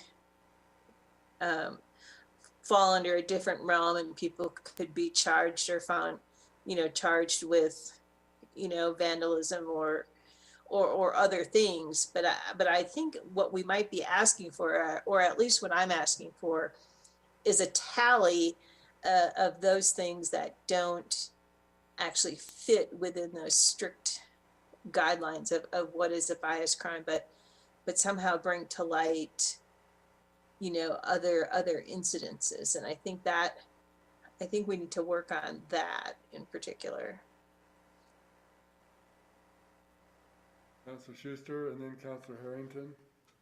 I would like the council to be reminded that twice that has happened. Two different groups have taken down the American flag and ran up something in its place. And I'm sure that everybody has their things that really upset them. And just like O'Doherty said, Councilor O'Doherty said, that yes, I have had grandparents in every major conflict, including parents and everything else, and to see the American flag taken down, something put up its place. We had the Nazi flag one time, and we had a rainbow flag the other time. Both times flags were taken down and replaced with something else. So here we go. Where do we draw the line? Were they both bias crimes? Was one of them a bias crime and one of them not? I'd like to hear comments on that, on does it upset everybody as much when I see that flag down as anything else? Because I was not happy with either one of them. I don't know about anybody else. Thank you. Okay, Councilor Harrington. Yeah, Mayor, I'm curious. I have a quick question for the chief about the national incident-based reporting system, and I'm curious, given the constraints that we, because it is inherent on us to report to that system, does that limit us in the actions that we might take along the lines of Councilor Pierce's comments about somehow maybe noting reports of a bias crime rather than, you know, actual convictions, just for sort of council's use? Mayor and Councilor Harrington, when we're reporting crime data to the FBI, it's based on their standards. I think to Councilor Pierce's comment about expanding what we track at the local level and then report back to you, we certainly have latitude in what council might determine is a hateful act or a biased act or anything like that. And I'll just take a couple examples. I'll take the example at Washington Park a couple summers ago. I can certainly report back to you if I have a clear understanding of what you want reported. but it would be, it would not follow UCR now or NIBR's guidelines, because all NIBR's is going to do, Councilor Harrington, is expand it to what was the day of the week, what was the time of the day, those sorts of things. I don't think you're going to see at the federal level an expansion of what could be considered free speech or other issues of expression, if that makes sense. Yeah, it does, Chief, and I appreciate it. I think that sort of clarifies it for me. Yeah, thank you, Mr. Mayor. Thank you. Other comments from council? Questions?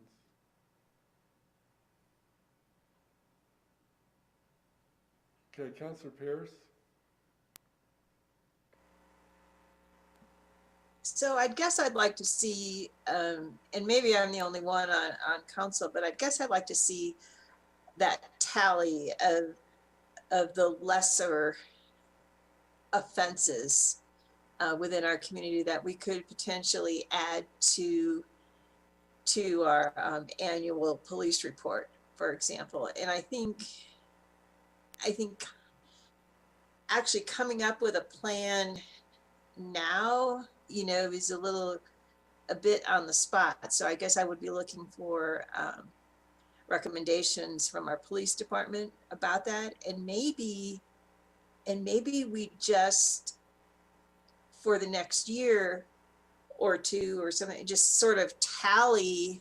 And then once we've got a tally of the variety, maybe then at that point, when we see, you know, a variety of things, maybe we then know how to categorize and record. I mean, maybe we just start collecting data and examples to start with, so we can come up with something, you know, within a year's time.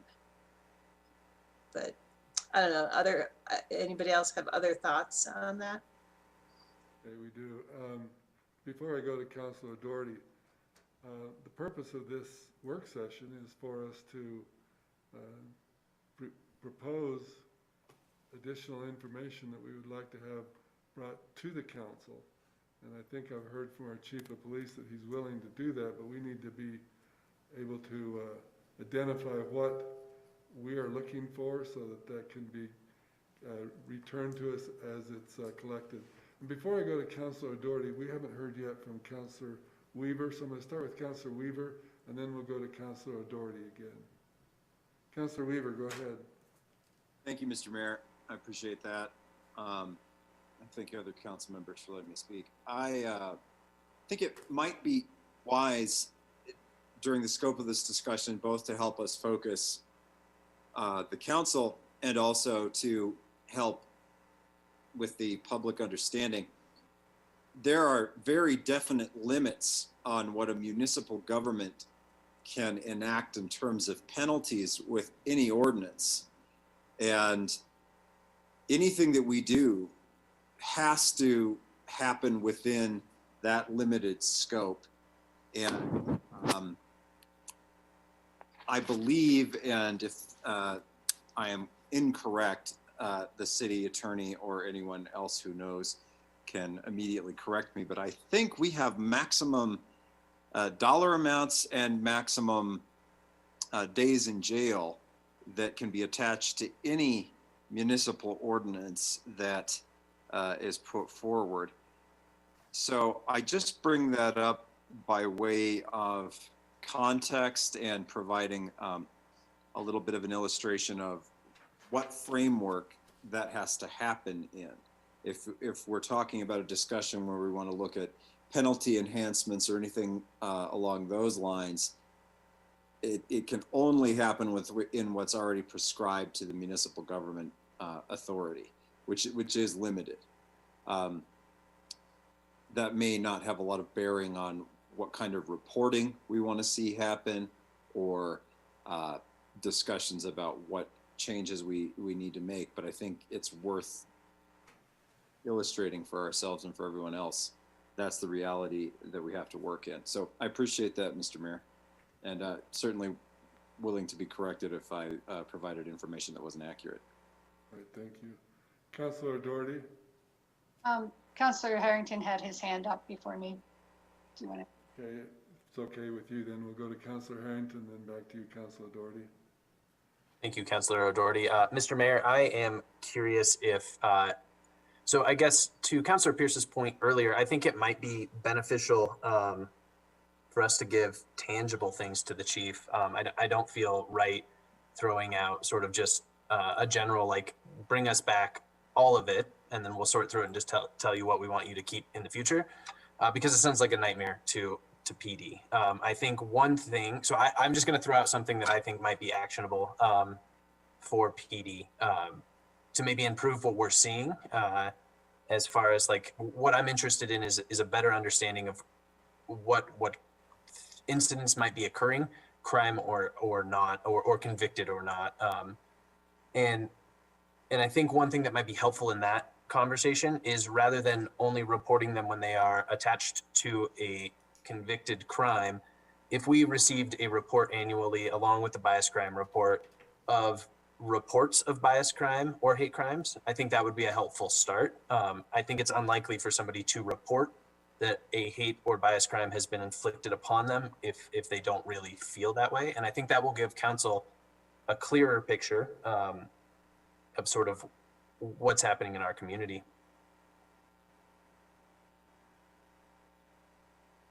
Okay, thank you, Councilor Doherty.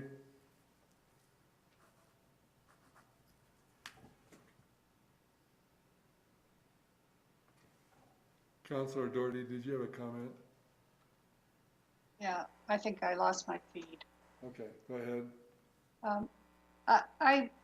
I feel pretty confident if there were a spate of, say, cross burnings, or if Nazi flags were showing up in at a synagogue, or if there was that the chief would notice if there were an increase in incidents of events that were concerning, that he would raise that to us. So I think part of it, I would like to have, you know, the opportunity to just have things recorded, and things like Nazi flags. I think that's definitely a hate symbol. Cross burnings, I think we can agree that that would be if somebody burns a cross on your lawn or puts a mock, I don't even want to think of the things that people can do. Even if it gets resolved and it's just kids, if kids do this time and again, it's pretty frightening if you're a Jewish citizen and your parents, you know, went through this, or grandparents. That would be a pretty frightening occurrence. But is it, Chief Stalder, may I ask, is it safe for you, Mr. Mayor, safe to assume if you did see a rise of such incidents that would get your attention and you would alert us? Thank you. Chief Stalder, go ahead. Mayor and Councilor Doherty, I think I'd like to impress on council the level of intelligence and tracking that we do, both on a national level as well as a local level, about incidents of hate or bias. And this is a daily endeavor for us.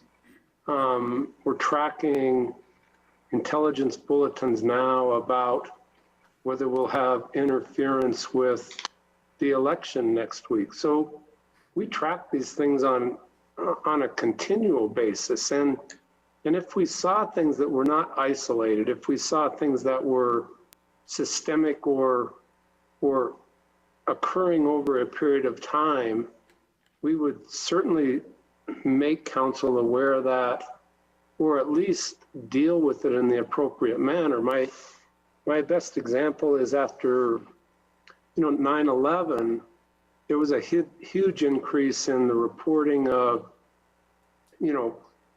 religious bias, especially in the Muslim and Islamic community, that were being looked at for committing the 9/11 atrocities. And so we dealt with calls from different businesses being concerned about people of certain faiths or perceived people of certain faiths. And we responded to those and handled them appropriately. You know, a few years ago, we had somebody break into the Catholic Church and vandalize the church with anti-Catholic messages. So we're always watching that stuff on a regular basis. For me, the challenge becomes, for bias, it has to be tied to a criminal act. Last week, we dealt with an email that came into the city where a guy called in and said, I think you should do something about the buckhorn because I was down there and one of their employees was calling me the N-word. He was just calling him the N-word. There was no criminal activity or criminal threat associated with that. And in our discussion over the few days with the city attorney, my staff, and the city manager, there was no actionable thing that we could do. So I think if I had any input to council is I don't disagree with trying to track different types of crimes, or activity, but I would need to know what council would want tracked. And it would have to have some parameters so I can make those analysis as we go through it. I hope that helps. Thank you, Chief Stalder. That is my understanding that you're aware and you're doing those things. So I appreciate your work. Thank you. Councilor Stalder? Thank you, Mayor. You know, I'm just thinking of all the conversations that we've had at council over the last couple of months and about bias and about racism and about the police. And I think if something gets broken or somebody gets hurt or there's a crime, the police are going to get called. So it's really easy to track a bias crime. But for a bias incident, I think that, you know, from conversations I've had, those people that are on the receiving end of a bias incident might not be comfortable going to the police. I mean, are the police the best people to be tracking a bias incident, or does anyone know of any other mechanisms, like a tips hotline or like some other way you can report it? Because what I just heard, you know, the Buckhorn incident, I think that puts our police officers in a really difficult situation where they heard something, they're not okay with that, it's not okay to call people that, but they can't really do anything about it because it's not a crime. So is there another entity or another maybe kind of more safer mechanism to track these other than the police department? Puts the police department in a bad light when they're not doing anything about that, but that's not necessarily what the police department's there for. And people might not be comfortable reporting to the police department. I don't know if we'd get a more accurate picture from a different avenue. That's all. Councilor Schuster? That comes up with a weird statement. I mean, I understand what you're saying. Somebody didn't like to be called that. But yet, in the last 2 months, we've received body camera. We're watching what the police are called during an altercation, but yet they have to put up with it. They're not allowed to retaliate or say anything back or anything else. It's kind of wild that it's not a two-edged sword. Mm-hmm. That one group can be called something and can do nothing about it. Another group can be called something and all of a sudden there needs to be a report, there needs to be something done. And I remember seeing the language that a female police officer was called in this city, and we didn't do anything about it. Nothing was said to that person. They had to keep a cool head about it, and it's just, oh my goodness. When I hear this and that statement, it's just like, it's not equal playing field. It's not an equal playing field. Unbelievable. City Manager Jordan. Mayor and Councilmember Stelter, my feeling is if you look at the ordinance as it is now, it is specific to the reporting of bias crimes, crime being the key, and I think that's what you're alluding to. Because it said crime, then the city manager's designee has been the police chief because crimes fall squarely underneath the police department. To get kind of more to your question, I think if the council were to go in a direction, as I'm hearing here, where the city would collate and report to you on any allegations of bias in the community, then if we moved away from that specific language about crimes, then certainly from my standpoint, I'd be having to look more holistically at the organization to capture any reports similar to what Chief Stalder had just reported to you about the incident downtown. And just so you know, that allegation of, that we received on the incident downtown where racial slur was used, that did come through non-police resources, came through our reporting mechanism in our city website, which actually comes to my office, but we involved the PD and the city attorney's office just to make sure we were covering all of our bases.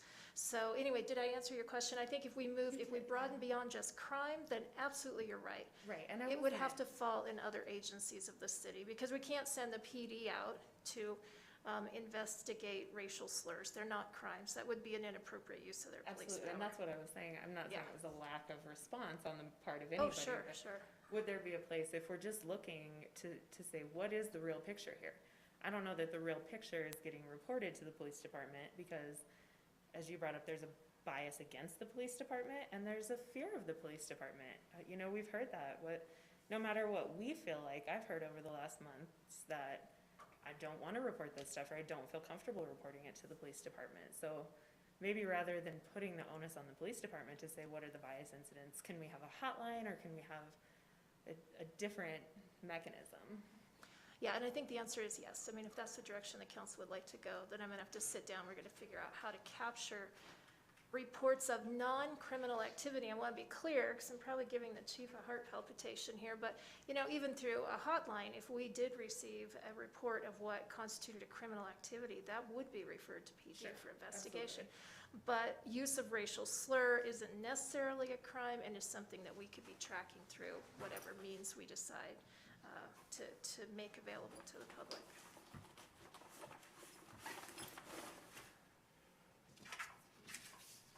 Councilor Pierce. Thank you, Mayor. I have to say, I like where this conversation is going. So thank you, Councilor Stalder and Janine, our city manager. My thought right now is, in the case of graffiti, for example,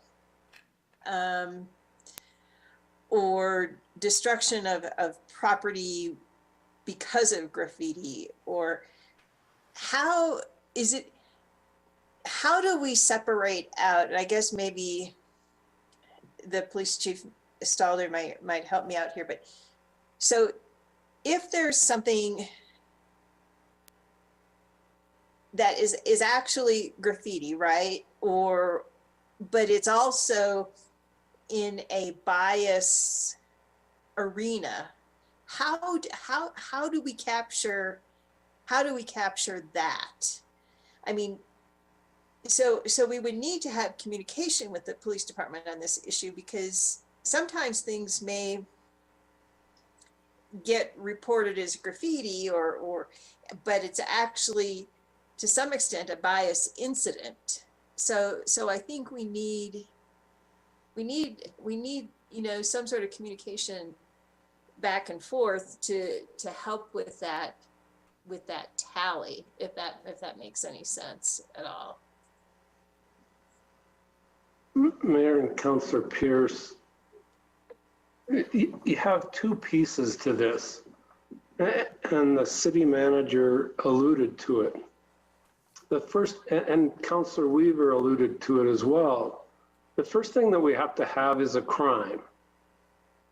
Graffiti is a vandalism. Property destruction is vandalism. If you're going to burn a cross in somebody's front yard, it's vandalism. The guy who reported last week at the Cowboy that racial slurs were being hurled at him, that's free speech. And until it crosses into inciting a fight or something similar to that, we don't have the crime. We can track whatever bias that you want to articulate, as well as it's got some reasonable bounds around it. So we first track whether the crime was hate related, the crime. And the example that I've given since 2000, so for 20 years, is if we have two people who get in a fight in front of the bar downtown, and one of them says, I'm going to beat your, insert your religious, ethnic, sexual, gender-related slur, that's not necessarily a bias crime. But if the person says, I'm going to beat you because I hate all people who are, insert your bias, then we take that fight and we classify it as a bias crime. But just because somebody says, I'm going to beat your, insert your bias, doesn't necessarily make it a bias crime. And that's the analysis that we go through internally on a regular basis about whether a crime or an allegation is bias related. And it's an important distinction because of the attachment of the criminal activity to the bias. Because people, like Councilor Schuster said, people can be biased. They can be biased against the federal government's list of protected classes, or they can be biased towards police officers or against police officers, or the list goes on. But until we attach criminality to that bias, we're not tracking that currently. But if council decided to track the incident about the Nazi flag being put up in Washington Park, or other instances, we can, if it's clearly articulated, I can report back to council on those kinds of incidences. Thank you, Chief.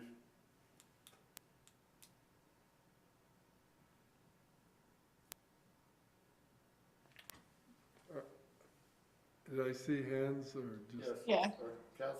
Councilor Doherty?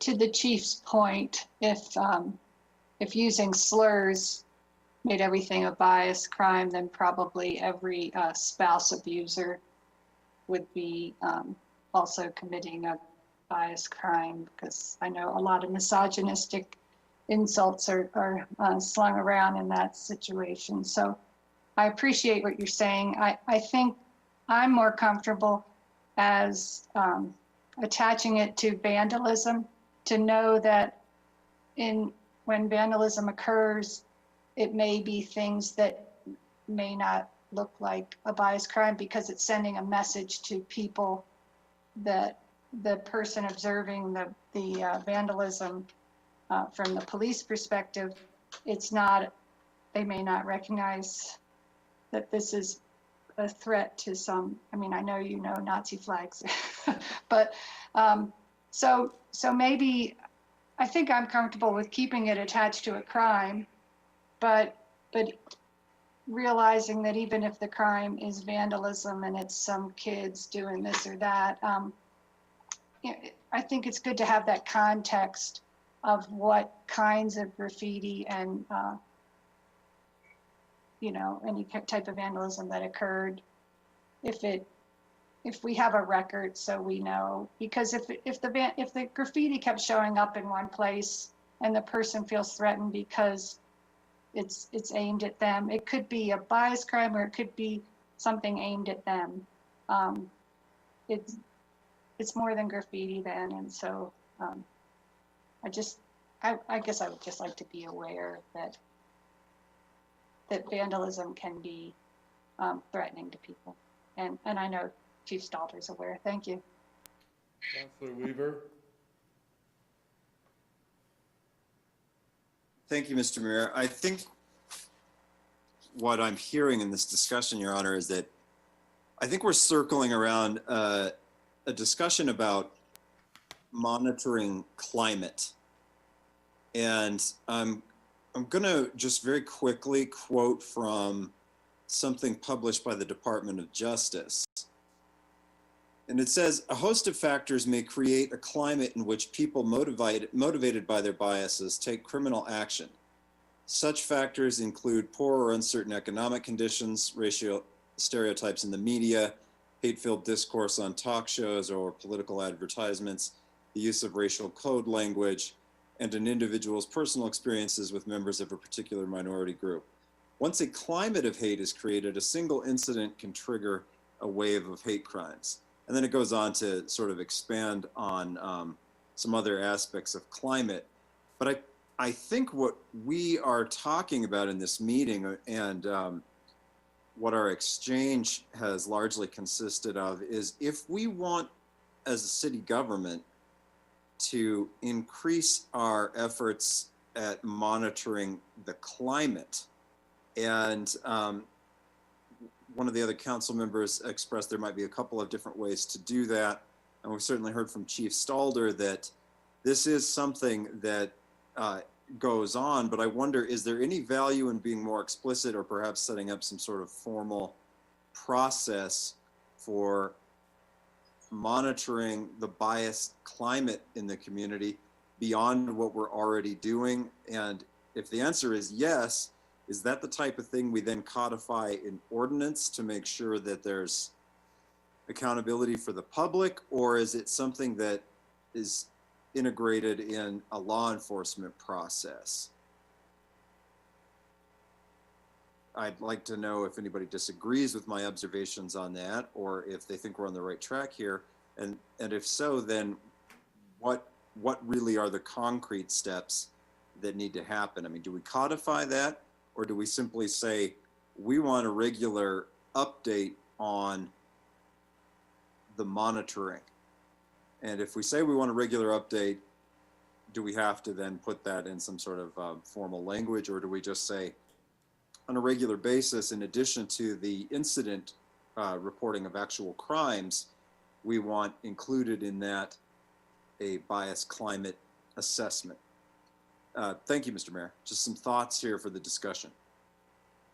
All right, thank you.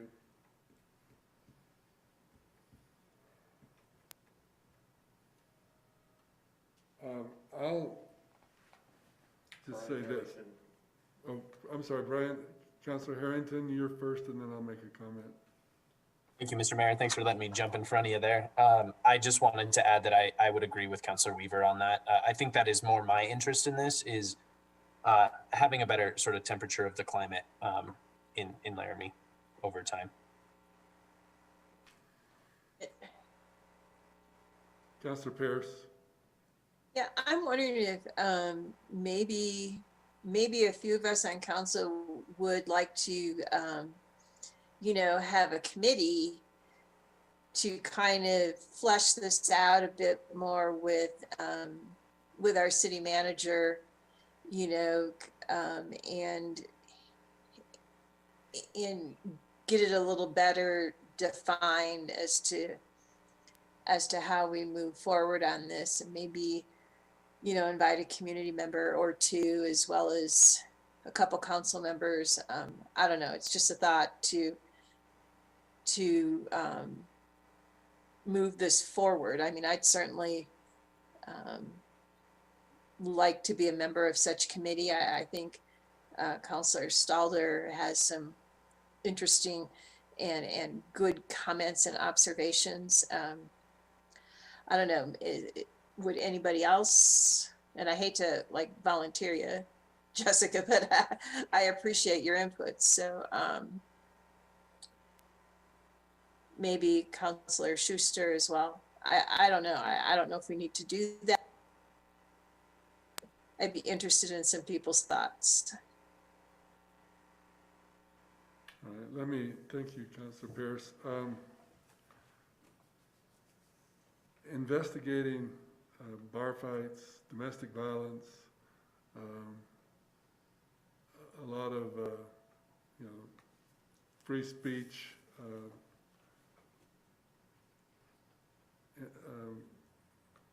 incidents. I think it puts a burden on the police to determine if there's been any reference to person, or group or individual or whatever, if that was a part of the reason for the altercation or the disagreement. And for us to get a report on every one of those incidents and requiring the police to determine if there is areas that show bias puts an undue burden on them. I don't know that we need to have reports on hundreds of fights, disagreements, protests, simply because there was thoughts that certain groups were being unfairly singled out or targeted. I think that what we have asked is for when there is a crime committed, we need to have a report on that. I look at some of the family gatherings that I've had where we have 100 people get together and we got a crazy Uncle Harry or a crazy Aunt Harriet that decides that they're going to say something that's inappropriate. And then do we have all the people with their cell phones calling in and saying, Aunt Harriet said this word, or Uncle Harry referenced this religion, or talked about, this or that, and then all of a sudden the police are going into every one of those situations. And like Chief Stalder said, when they go to the bar and find out that inappropriate language is being used, unless it's a crime, there is no citation. So it puts a real burden on us. I think what we need to do is we need to just set a attitude in our community that we're going to be considerate and we're going to be thoughtful and we're going to, not, try to de-escalate those kinds of things. Is it possible? Probably not, but we could at least have expectations that we're not that kind of a community. So I don't think I would be in favor of every time there is a disagreement that the police have to get involved and report to the city council that somebody did not like someone because of their religion or did not like them because of their race or national origin or something like that. But I think whenever there is illegal activities involved, that of course needs to be dealt with properly. So anyway, that's my thoughts on that. Councilor Weaver. I appreciate that, Mr. Mayor, and I appreciate those thoughts, and I agree with some of them. There are some that I don't agree with. I agree with the notion that there are some logistical and just practical problems with having the police tasked with a lot of what you talked about and about how that might not be possible. But as was suggested before, I'm not certain that the police need to be the avenue for climate assessment.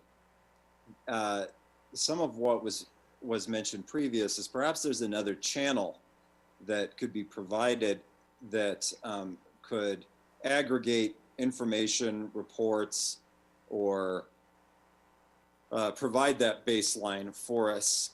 My suggestion earlier was more or less to suggest that that should also be done on an annual or biannual basis. And I wonder how this ties into the previous work that the city manager had envisioned with a local human rights commission, which was something that was being worked on and envisioned quite some time ago, certainly before the world as we knew it was changed by the COVID crisis. We had talked about that, and the city manager had given us some information about that. I'm starting to wonder now if there's a channel provided for this baseline, this temperature taking, whatever you want to call it, about incidents.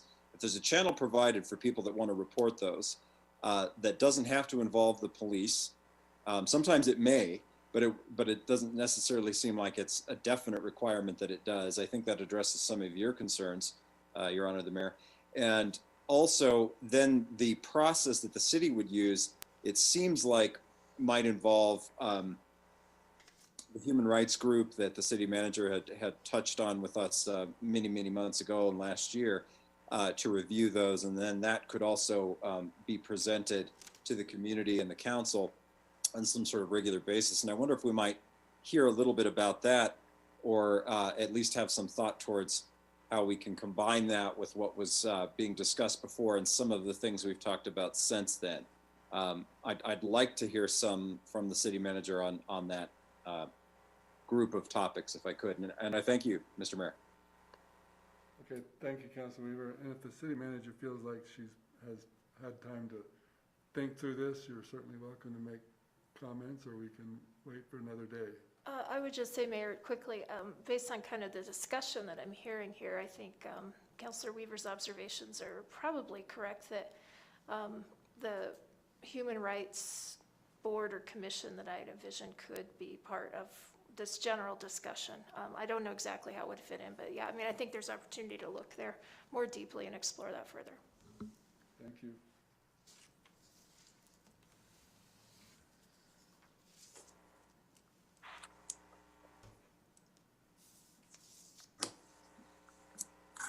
Not seeing hands. If there's Mr. Mayor, if I could, Councilor Harrington. We'll go to Councilor Doherty.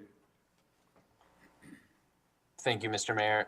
I think Councilor Doherty might have just been pointing at me on Zoom, but I'm not sure. So I think to maybe both your point and Councilor Weaver's point, I think it would be probably pretty onerous for both PD and council to review every incident over time. But I think if we received a spreadsheet that had sort of like a listing of reports, and I would say I'm favorable to Councilor Stalder's idea of this being removed from PD. I think that's a pretty great idea. That gets us to a longer term ability to test this climate. You know, if we see 5 reports this year and 15 next year and 45 the year after that, we know we're aimed in the wrong direction and our efforts are not succeeding. So I think that's more my interest in it. So I really appreciate this conversation. I think it really is getting to something that we all probably agree on moving forward with. Councilor Doherty, are you pointing, or did you want to make comment? No, I really was just pointing to Councilor Harrington, like you can see where I'm pointing from Zoom. All right. Others?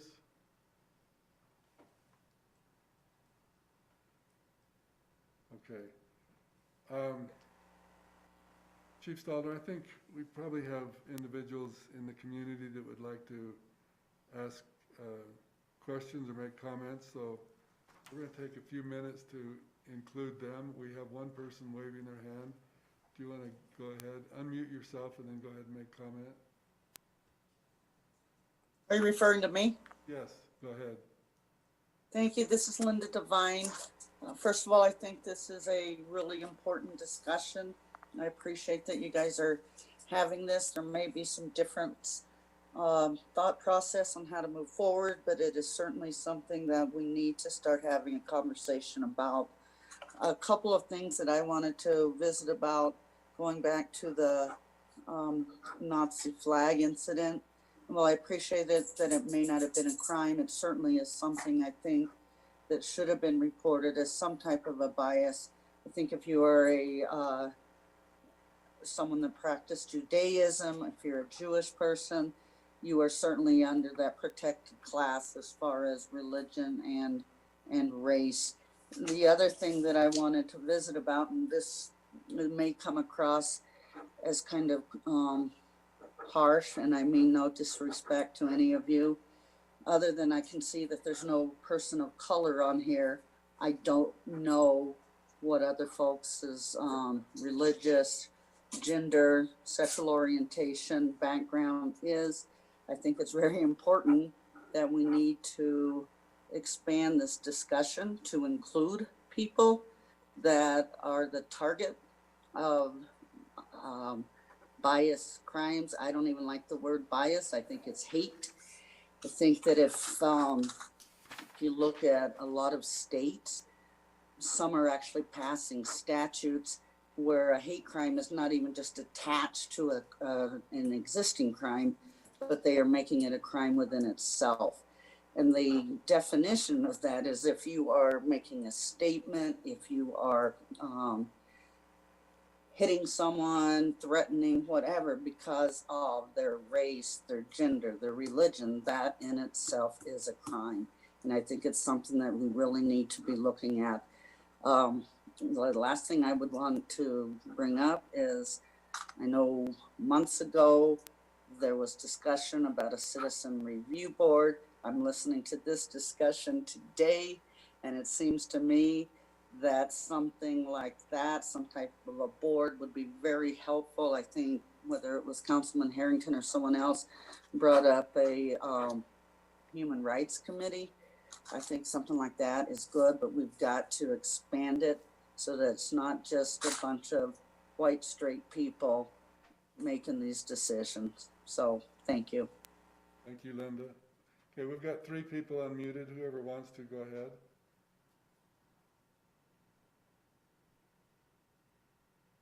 Those that have unmuted. Billy Harris. Okay, Billy Harris, go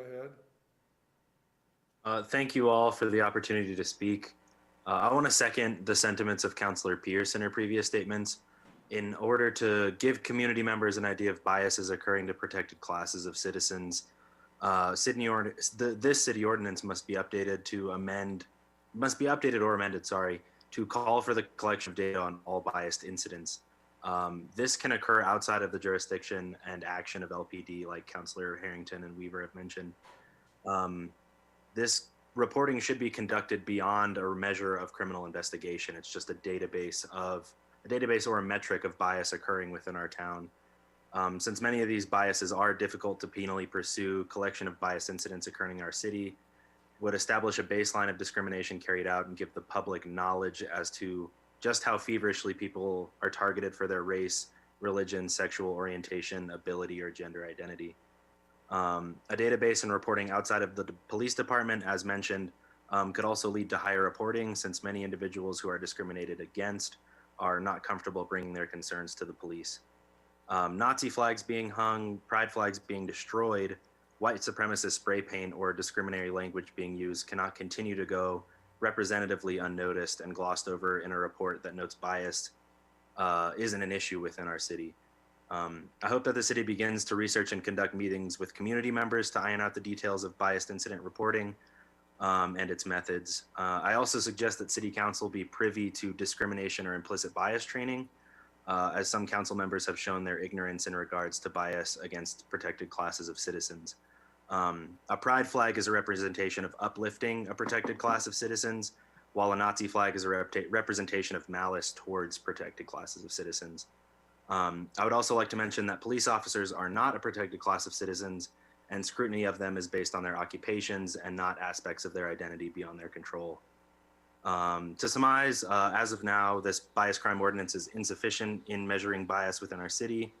Bias within our city could be more accurately reported and represented through biased incident reporting, and an organized database and reporting method outside of the scope of LPD could make a large number of our citizens more comfortable in expressing biases that they occur or encounter. Thank you. Thank you, Billy. We have 2 others that are unmuted. Go ahead. Allie Grossman. Well, Hi, I was watching and I wasn't necessarily prepared to speak, but I do wonder if there's a way to elevate some of these reports to the nature of, if they're not necessarily a crime, could there be another category in which they could be reported as possible bias and investigated as such? And I do plan on looking into this. I think it's an important issue. By happenstance, wound up listening to this conversation 2 years ago. I was appalled, and personally, I mean, from my family history, beyond belief that that flag was hung in Washington Park. I do believe that there was an element, a clear element of bias and hatred behind that. And I'd like to investigate and assist in furthering the conversation. That's all I have to say. Thank you. Thank you for the discussion. Taylor Norton. Taylor, go ahead. Hello, can you hear me okay? Yes, go ahead. Okay. Yeah, I would just like to echo some of the sentiments that have already been brought forward by previous commenters and other counselors. I support the idea of creating a bias incident reporting mechanism that exists beyond the scope of law enforcement, just because I think it would help provide a more accurate picture of, as Counselor Weaver said, the sort of climate. And I think that that's important. I think that's more valuable than I think a lot of people realize, is having a proper sort of almost statistical understanding of the kind of bias types of climate that we exist within as a community. So I encourage having that mechanism so that people have an avenue to report incidents that might not necessarily be a crime, but are certainly discriminatory and can absolutely make people feel unsafe within their own community, which is appalling to me as a concept. And I would also like to latch on to some of the things people have said about the Nazi flag incident a couple of years ago. Again, I would hesitate to say that that isn't an act of bias. Certainly, I can understand potentially not wanting to classify that as a crime. I would agree with Councilor O'Doherty's assessment that it's vandalism, but it certainly displays contempt for these protected classes that Chief Stalder has identified. And I think ignoring that and not having any mechanism of reporting it in any kind of accessible way does a complete disservice to the intention behind bias crime reporting. And it serves to promote a climate that is not adequately protective of people who should be protected because of the hate that they receive because of aspects of their identity beyond their control, I believe, as Billy Harris said. And so I just urge you to consider looking for ways to establish this system in a meaningful, robust way. Thank you. I think, Samuel, you had your hand up. If you'll unmute. Yeah. I guess in general, I don't have much to expand on beyond what's already been said. I think the main contentious issue here is if these incidents would be pursued as, a finable offense or even a jailable offense that was mentioned in the proposal for this idea. I, for one, would not be supportive of that. And I think it's more important going forward as far as reporting bias incidents, that it's simply a metric to measure the presence of biased things happening in our community that cannot be pursued as a crime. So, regardless of what we all think, the Nazi flag being hung obviously wasn't considered a bias crime by the LPD. I would obviously disagree with that. But the point is that on LPD's annual report, that incident of a Nazi flag being hung as it stands now would be on the report as just a case of vandalism. And I think there needs to be more clarity in these incidents, that even if they cannot be pursued criminally as bias crime, that they're noted as a bias incident, so that the public reading these annual reports will be able to tell the general climate of the town. So thank you. Thank you. Okay, Taylor, you've already commented once, I believe. So you can comment at the end of our meeting when we have public comments, but there's only one comment during this this time. So anyone that has not spoken? Tess Kilwin. Tess, go ahead. I'd like to speak. Go ahead. Yes, thank you. All right, so I'd like to echo what's already been said and emphasize that I find myself appalled that a Nazi flag was referred to as an expression of different views and equated to a pride flag, when one represents the systematic murder of 6 million Jewish people simply because of an identity that they were born with, and the other is simply an expression of love and acceptance for an identity that someone was also born with. It seems like a good time to remind everyone that Laramie is the town in which Matthew Shepard was murdered for his identity, and that Wyoming is one of the last states without a hate crime law in place. I find it appalling and offensive, and I do hope that this conversation about how we might track and respond to these bias incidents continues outside of the constraints of what the law says, what the police department believes, because it does sound like there's a lot of interested and qualified individuals ready to get engaged in this conversation specifically. Thank you. Thank you, Tess. Kimberly Vogel. Kimberly, go ahead. Hi, can you hear me okay? Yes, we can. Go ahead, Kimberly. Hello, can you hear me? Yes. Can anyone? Yes, we can.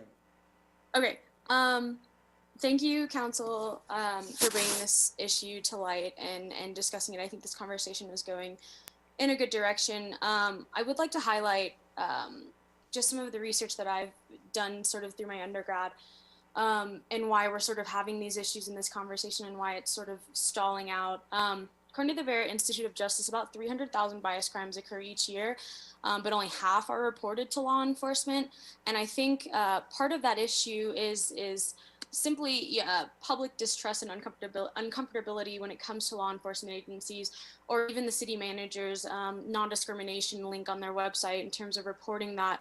But I think those fears and concerns are expanded when you have comments from elected officials or law enforcement officers saying that Nazi paraphernalia are free speech issues, or that protected class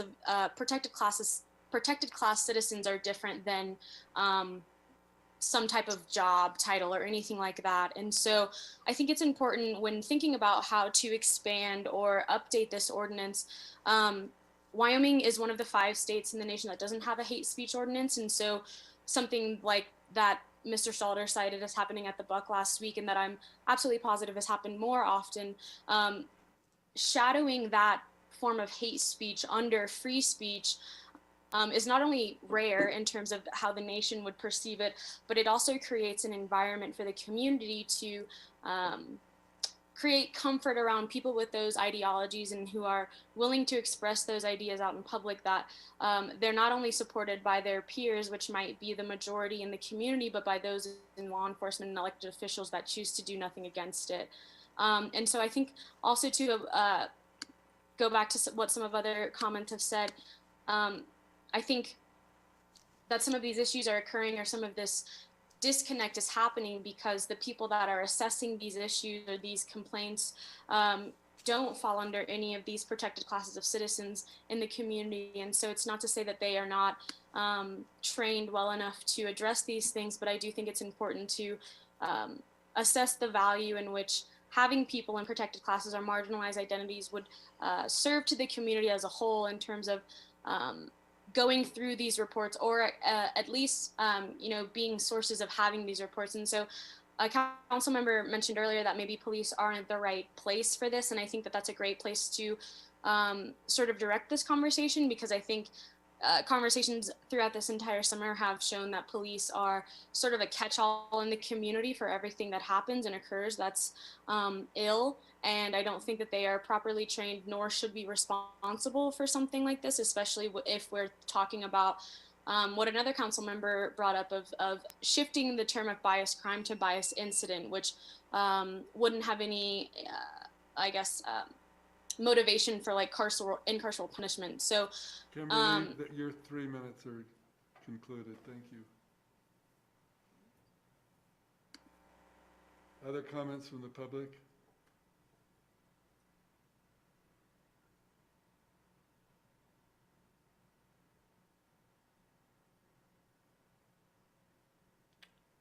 I don't see any. Again, thank you for the public. Thank you, councilors, for your comments. If there's anyone who wants to say anything else, I think what I have heard, and I'll say this, and if you hear differently, let me know. I think we want to have a mechanism in which we can have bias incidents reported so that we would have an idea of where we are as a community so that we can work on the sense of bias. And I think we can, come up with ideas and then maybe make some changes to our bias crime ordinance so that we can have not only a reporting on police crimes, but also a reporting on bias incidents. If you have ideas on how to do that, we can probably, send information to our city clerk and city attorney on preparing a ordinance that we can update, and we can discuss it at that time. Unless you have something you think is a catch-all, end-all idea on how to report bias incidents. All right, I don't see any. Chief Stalder, anything you wanted to touch on that we have not before we end this work session? Mayor and council, I have nothing to add. Thanks. Okay. Well, thank you all for this work session. We're going to take a short break, a 5-minute break, and then we're going to come back and wrap up because we have to do the updates, comments, agenda review, and then public comments again. So let's take 5 minutes and then we'll be back. Let's try to get back here by 15 to 9.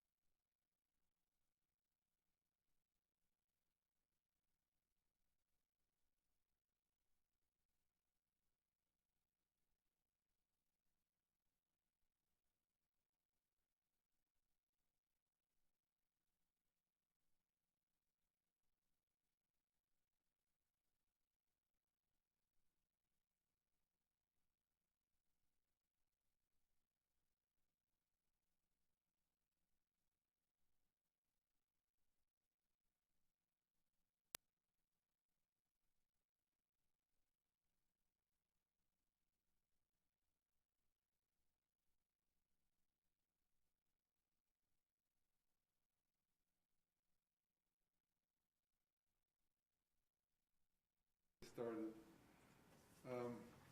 We're on air, so we're going to get back into our work session. We're now on our agenda. We are on council updates.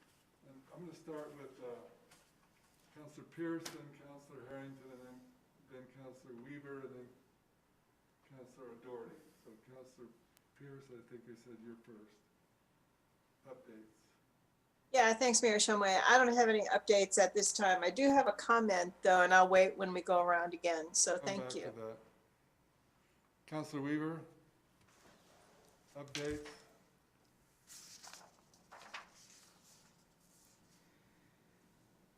He's unmuted, but Councilor Weaver.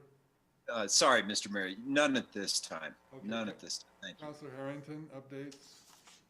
I do have a quick update, Mr. Mayor. The Laramie Public Art Coalition is working to complete the selection process. Councilor Pierce is in that group working on the artwork. I hear it's going really well. So they're getting down to the final selection for the Snowy Range Bridge pads on both sides, and they're looking at sometime before the summer of having those works installed. Of course, who knows about winters and all of those things, and probably pandemics as well. And then one last piece on the Public Art Coalition, the new director has decided to do a physical newsletter. So those will be going out on Wednesday. I have copies for all of you that I'll put in your mailboxes.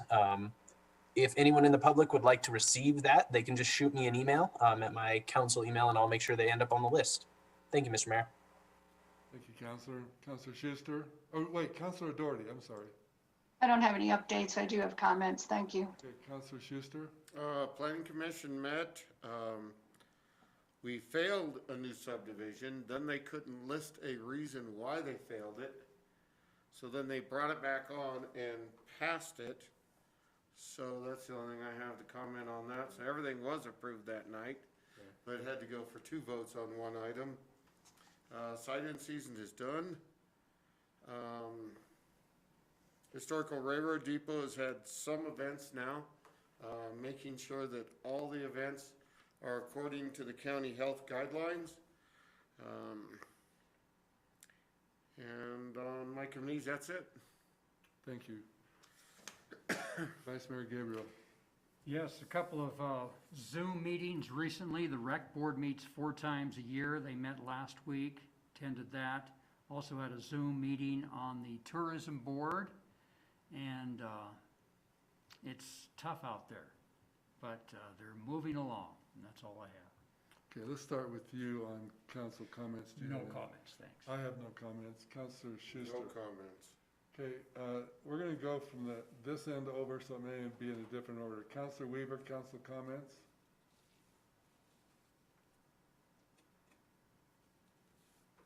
Yes, Mr. Mayor, I want to make a comment that I believe very much that in the importance of the First Amendment and all the rights that it conveys and protects.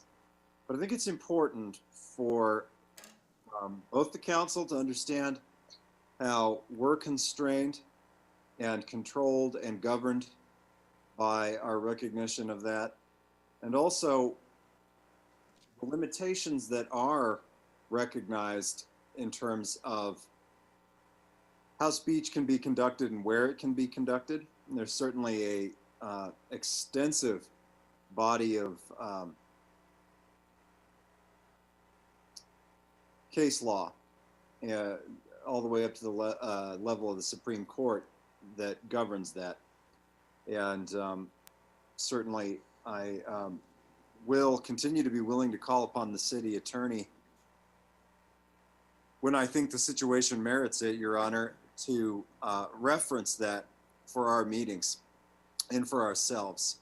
That said, Mr. Mayor, I do believe that last week you misspoke when you said that comments directed towards members of the council or the council as a whole had to be complimentary.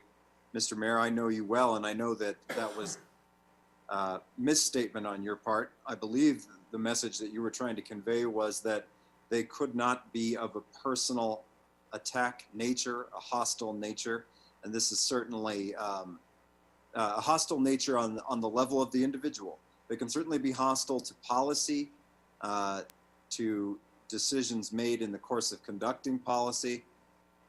They don't have to be complimentary at all in that respect. And I do believe that was a misstatement on your part, and I hope people don't feel that it's necessary to run wild with their interpretations of something I believe that you said in error and on accident. Thank you, Mr. Mayor. That's all I have. Thank you very much. Thank you, Councilor Weaver. You are correct. I misspoke. That is not my thoughts. They do not have to be complimentary, but you are right. We have a code of conduct that says we cannot make personal attacks. And obviously, First Amendment that is a priority. We're not going to do anything to change that, but we have rules that are set up so that we can conduct our business without attacks, personal attacks, or disruption. But thank you for that, and I apologize for misspeaking, because I think, I don't remember saying it that way, but if I said it that way, that was wrong. Let's go to Mr. Mayor. Councilor Harrington, and then we'll go to Councilor Pierce. Mr. Mayor, I would just say quickly, I think it was abundantly clear that it was a mistake, but I think it's okay to clarify that. Thank you for bringing that up. Thank you for doing that. That's important. Thank you. Councilor Harrington? No comments, Mr. Mayor. Thank you. Councilor Pierce? Thank you, Mayor. So I've got three topics tonight. The first one has to do with our oath of office. And I would like to quickly read the oath of office that I took and that all of council took in January of 2013. January 7th, in fact, of 2013. I do solemnly swear or affirm that I will support, obey, and defend the Constitution of the United States and the Constitution of the State of Wyoming, that I have not knowingly violated any law related to any election or appointment, or caused it to be done by others, and that I will discharge the duties of my office with fidelity. I wanted to make that point mostly because it was brought up this evening during our public comment period, and I just wanted to clarify the oath that we do take when we assume our seat on City Council. The other thing, topic number 2, has to do with masks. And if there's anything we can do, anything else, I would practically beg my other council members to change their vote on the resolution that we presented. So potentially help us come up with something else that could address this issue. And the third thing has to do with our public meetings and our technical glitches. It needs to be understood that when we do YouTube and Facebook, it is a courtesy, right? It is something that we've chosen to do as council to be more transparent. I don't believe we had any technical issues in meeting our state requirements in terms of the recording of any of our meetings. And I want that to be clear to the public, specifically to the public and members who think that there's some sort of coercive activity happening here. Our recordings of our meetings, to my knowledge, and please correct me if I'm wrong, have been just fine. So I just wanted to make those points. So thank you. Thank you, Councilor Pierce. Councilor Doherty? Thank you, Mr. Mayor. I just want to say I've lived in Laramie for almost 30 years. I built a house here, raised my kids here, gave up a research job because I didn't want to move away. And I wouldn't live anywhere else. And in all that time, I've read the papers and listened to the radio every day. I have never seen so much ugliness as in this political season. People who apparently have no direct knowledge of our city councilors, of our city staff, of our city operations, have been disparaging them here and on social media. Misinformation from social media and misunderstandings of council action have been disseminated, taken out of context, and just plain misunderstood. I invite people to read for themselves the ordinances and resolutions that are on every agenda that we consider. Have people read it for themselves and not count on the misrepresentations that they're seeing in the media. And next, I want to say there is no one on this council who is anti-police or pro-violence. There has been no action by this council that is anti-police. We value our police department. We voted to consider a citizen oversight board because we had requests from many citizens, not just those who protested. It's being researched. And I recall Chief Stalder saying he doesn't fear a citizen oversight board because he has nothing to hide. And I trust him on that. My original vision when I brought up the police department is that we would have a community conversation, but it's too difficult in these times of social distancing. I would still like to see a moderated public forum before we adopt such an oversight board. A big forum when we can be together, have it moderated by professionals in the field, and learn from one another and hear from citizens. I would also like to have citizen surveys. And also I would like to say our meetings are open to the public. We follow open meetings laws very strictly. And public comment is for the council to hear from citizens. It's being used as a way to grandstand and to run for office. And if people are commenting back and forth on Facebook, that's not the public comment that the council's seeing. That's like a bar fight going on somewhere in the audience. And so if people thought that we were stopping their free speech, we're stopping people from disparaging one another who on social media using our space. Like, you have the soapbox, you have free speech, but we don't have to give you that forum when you're attacking one another. So that's all I have to say. Thank you. Thank you, Councilor Doherty. Mayor, Yes. I had updates for council, if that would be Oh, okay. good. Thank you. City Manager Jordan, go ahead. Just a couple of things, council, I wanted to share with you. We have had some suggestions coming from public comments over the last few weeks, and I wanted to let you know a few of the suggestions that I thought were very good ones, actually, and I've worked with the clerk and she's worked with staff to implement. So we were asked here a few weeks ago, or it was alluded that the lottery for public comment section should be made public, the randomization process that we go through. And so as of today, the city clerk did create a Zoom meeting where folks who've asked to speak in the opening public comment section can actually witness and participate, well, participate through witnessing the randomization of that 30-minute speaking period. And hopefully that will dispel any concern that there may not be, that process is not unbiased. Also, we had a suggestion that the videos of your meetings could be edited with titles that would reference them by date to make it easier for the public to sort through those if they'd like to do that. Again, Nancy has worked with staff, notably our IT department and our private contractor, TK Enterprises, that does our videography, and they're working on getting those titles updated, so we'll see that happen here pretty quickly. To the point of our technical difficulties, again, we did have a budget request that we had tabled due to COVID and lack of revenue that would have replaced some of our videography equipment.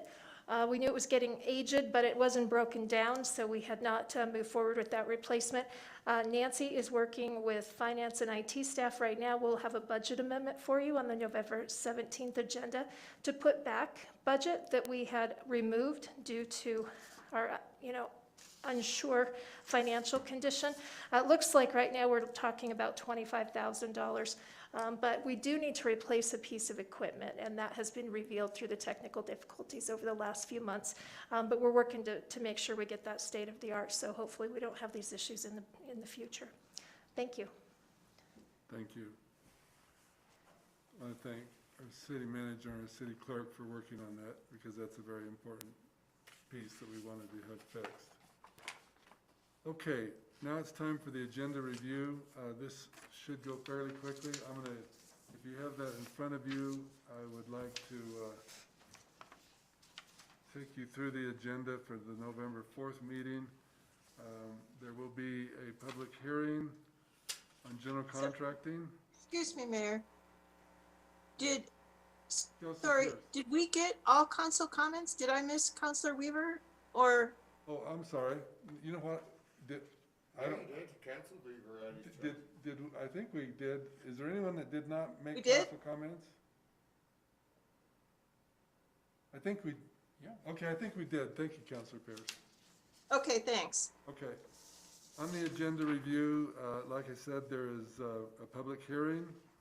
Then as we go down into consent agenda, item 9D is the utility infrastructure relocation project.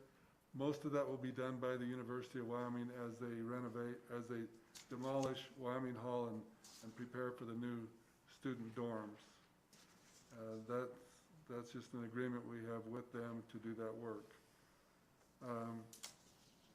Anything on the consent agenda anyone has any questions about before we go to the regular agenda? Councilor Schuster. I just want to make sure we stated several times that next week's meeting is Wednesday. Right, because of the election. Not Tuesday, because of the election, so that people aren't looking for us that night. Right, November 3rd from 7 o'clock to 7 o'clock, there will be the elections. We have 6 polling places, Rock River Town Hall, we have the fairgrounds, and then we have within the city limits, we have the Laramie High School. We have also, I think in Centennial they have a Centennial, anyway, there's 6. We have Laramie High School, we have Spring Creek Elementary, Indian Paintbrush Elementary, and Linford Elementary. And so it's 7 to 7, and then the following day, we will have our city council meeting at its regular time, which... Point of information, Your Honor. Yes. Citizens should be aware that the polling places have been consolidated. Right. So some people that used to vote out of town have to come to either the fairgrounds or Rock River. And so they should check Go Vote YO or call the county clerk or look at the county clerk's website. Thank you. And that's all available online or else with a phone call to the county clerk. Good. You can register to vote at the polling places, and you can also Vote early. well, 7 o'clock, you can vote early, whatever you want to do, but the actual in-person voting will start at 7 o'clock at those 6 locations.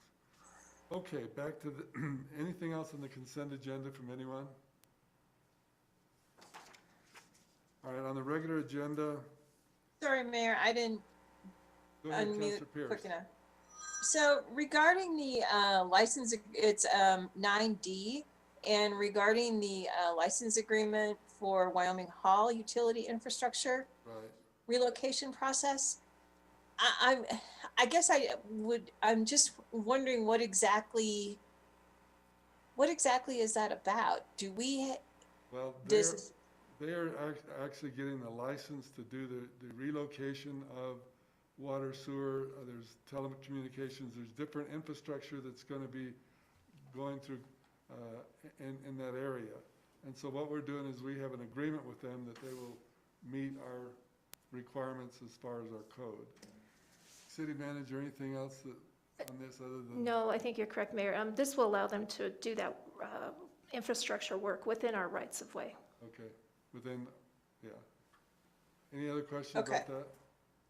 Yeah, I didn't realize we had a utility under Wyoming Hall. I know there was ample. Sewer, It's what they're hooked up to. yeah, and all of, What they're hooked up to. yeah, and they also have heating vents, they have electronics, there's a lot of things that they're gonna be moving.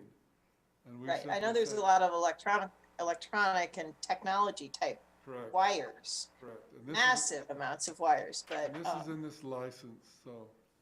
okay, And there'll be That's it. more, That- as we have our meeting, you know, bring those questions so that we can cover any concerns you have, or questions. thank you. Okay, let's go to the regular agenda. On the regular agenda, we're gonna start up where we postponed on the traffic commission. And we'll try to, you know, pick it up from there. It's already, has been amended, but we'll get to that first reading, and then we go to the second reading of the general contracting license on item 12. Item 13 is the 11th Street priority replacement design. And this is just the design for work on 11th Street. And any questions about that? Okay, let's go to the We got the back page, okay. back page. Then there is the manufacturing rectifying alcohol first reading. This is Bonds Brewing is asking for a different way to manufacture and rectify alcohol. And so this will be at the same location, but for a different method that they're applying for the council to approve. You can, Probably not the same location, Mayor, but they are looking for a distillery with a okay, Bonds, satellite. so where they can do that. And they'll bring that information to us because Yeah, that's gotta when be. that comes, yeah. Okay. So, with that, as you can see, executive session, we have executive session on both personnel and litigation. Anything on the regular agenda anybody wants to ask questions about? Okay. All right. Then, now we're going back to the public comments. Let's start up, if we would, City Clerk, on where we left off, and we'll try to get through this list of all those that would like to make public comments, and then ask others if they'd like to speak to us tonight. So again, public comments, 3 minutes, and City Clerk, if you'd read the first name. Tess Kilwin?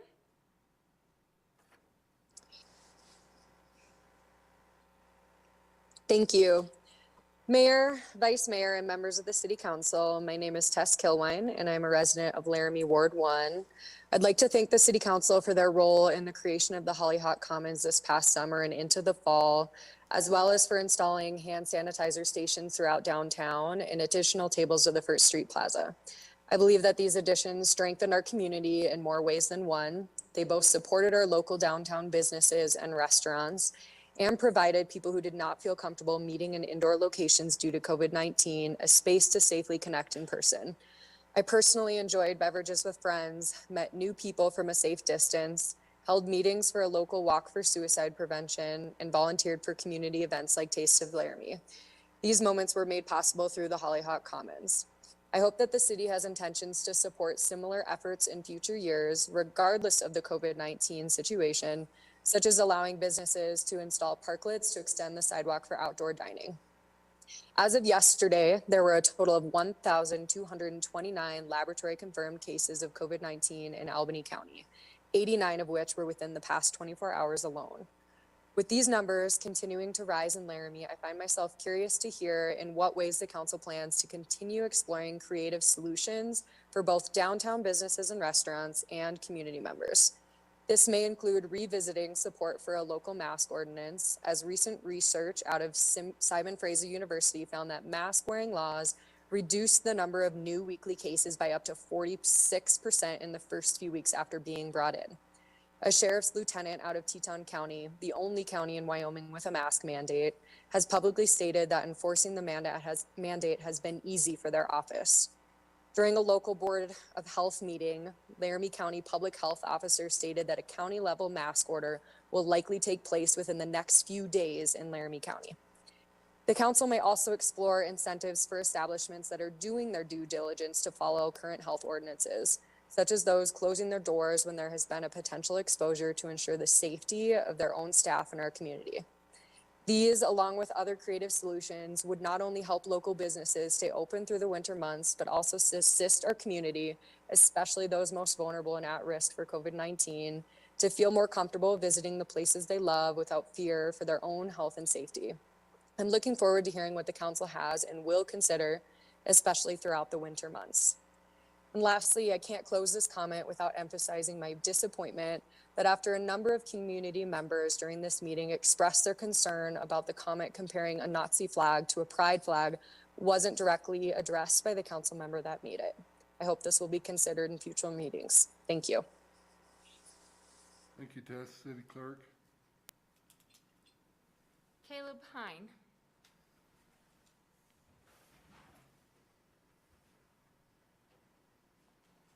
Hey, can you hear me? Yes. Oh, thanks for staying. Is that Wow. mic turned on? It has to be green. I think so. Okay, we can hear you. Okay, cool. So, my main concern, council members, my main concern tonight is what was brought up last week with the ordinance. It seems like it's really vague on what it does, and as far as definitions, I'd like a lot of the definitions to be altered, just like it's saying here. One of the things that it's doing is going after people who might be flipping houses or also might be renting. I know a lot of people who have asked lots of general contractors to come and fix a door or something like that, and they've been put on waiting lists for 6 to 9 months in one of the cases I asked. We already have concerns of landlords not making good effort to fix things in houses. Something like this is going to even hurt that even further. You won't be able to fix something simple because no one's going to get back to you. Okay. When you being able to fix something of your own is important, especially if you own it. So long as you get like exactly the code and permit, of course, following that. I think it's really a good intent that we have here, but it needs a lot of work. And there's a couple other options you could toss towards that, like if we're concerned about people not having insurance, well, why don't we make an ordinance like that? Or if we want people on a licensed list or something, why not make a licensed list that we can refer to for contractors? But I think that some simple things like cutting, when it says here, cutting the any person and any construction project in the definitions, I think that's the biggest thing. So general contractor licenses, I believe, should stick with being just general contractor licenses. Another topic I had thought of was the west side. I went to that meeting. It was a great meeting and wonderful, cool projects that they're looking at doing. I kind of feel like the people downtown, like businesses such as Bernie's, a lot of people don't. A lot of these newcomers don't even know Bernie's exists because the route around has kind of gone around his restaurant, and I think it'd be really cool to work with the businesses there, maybe put some sort of signage on the Snowy Range Road. But just a couple comments. Thank you for staying, and I know my time's up, so thank you. Thank you, and thank you for staying.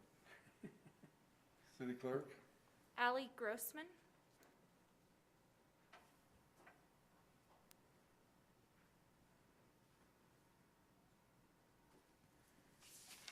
It appears that she may not be with us.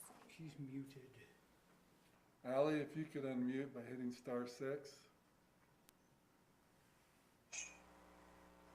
Mayor, she is unmuted. We just can't hear her. Allie, can you hear? And if so, go ahead. All right, we'll come back. City Clerk? Liz Zimmer.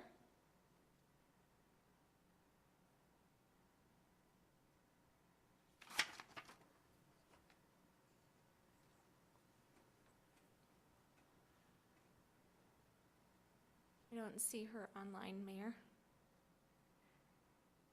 Maximus Basari.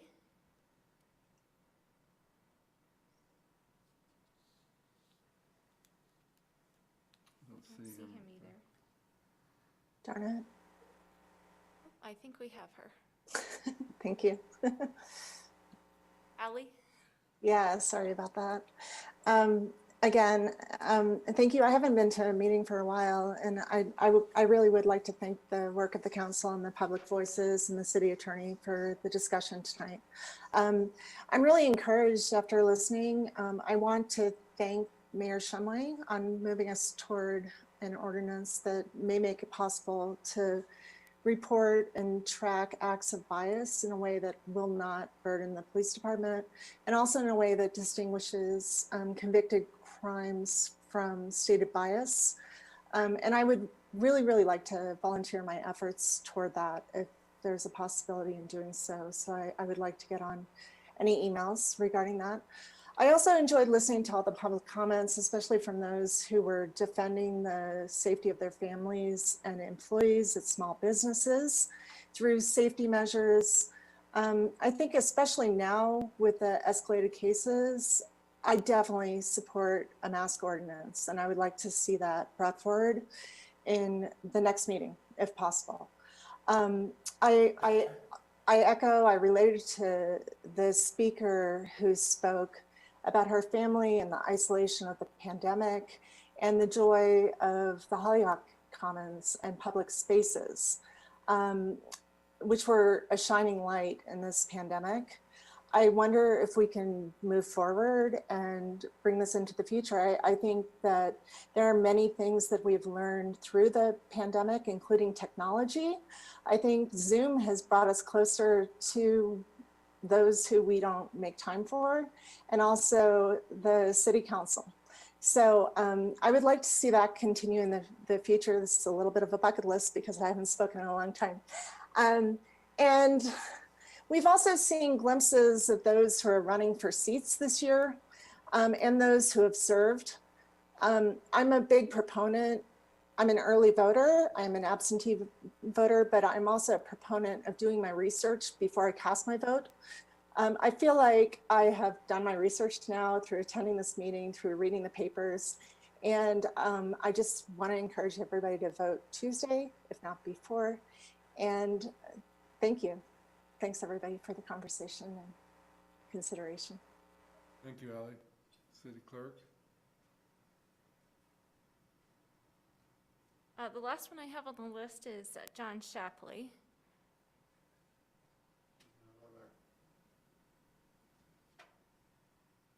He's no longer in chambers, Mayor. Okay. All right, I guess at this time then we would ask if there's anyone that's on the Zoom that would like to make public comments, unmute and go ahead. Billy Harris. Billy, go ahead.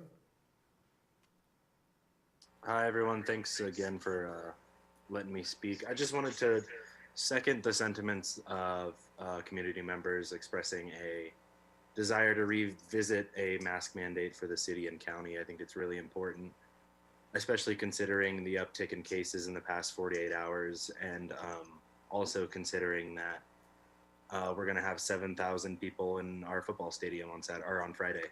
I think these are all red flag signs that things are only going to get worse, and one way we can minimize risk and minimize the spread of the virus is through masks.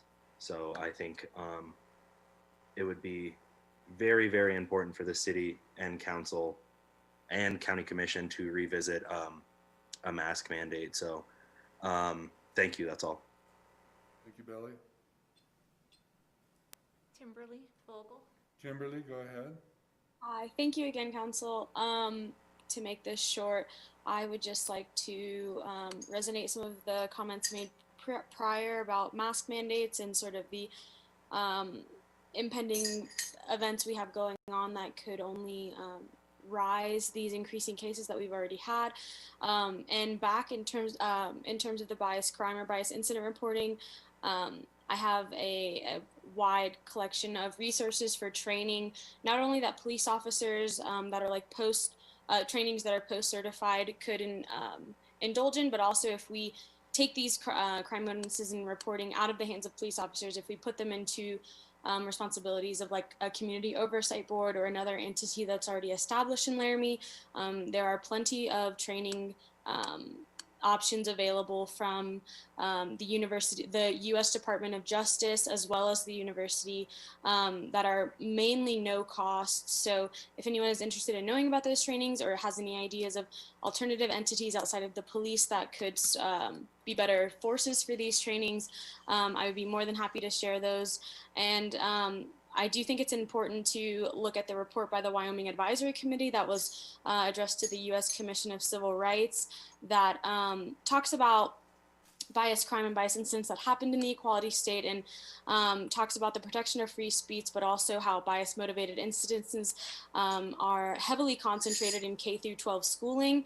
And I think that that was some of the sentiments raised earlier by Chief Stalder about how some of these terms of incidences of vandalism or whatever you may call them, even if they are done by children or youths, that's still a problem in our community that needs to be addressed. And I think that implementing training or any type of educational opportunities within our school, is just as valuable. And so, it's not something to give kids a pass, but I think that that's just something that we have to address differently as a community, rather than if it's people outside of the schooling system. And so I do think some other council members had brought up that taking out of the hands of the police, whether establishing a new committee board or putting it in the responsibilities of the community oversight board. The Wyoming Advisory Committee cited both of these objects in terms of helping address increased reporting, because I think that's what this conversation was really getting at. It's not that we want to increase penalties, but instead increase reporting, and then go from there as a community is how we can address stopping these bias incidents happening. So thank you for your time. Have a good night. Thank you, Kimberly. Anyone else?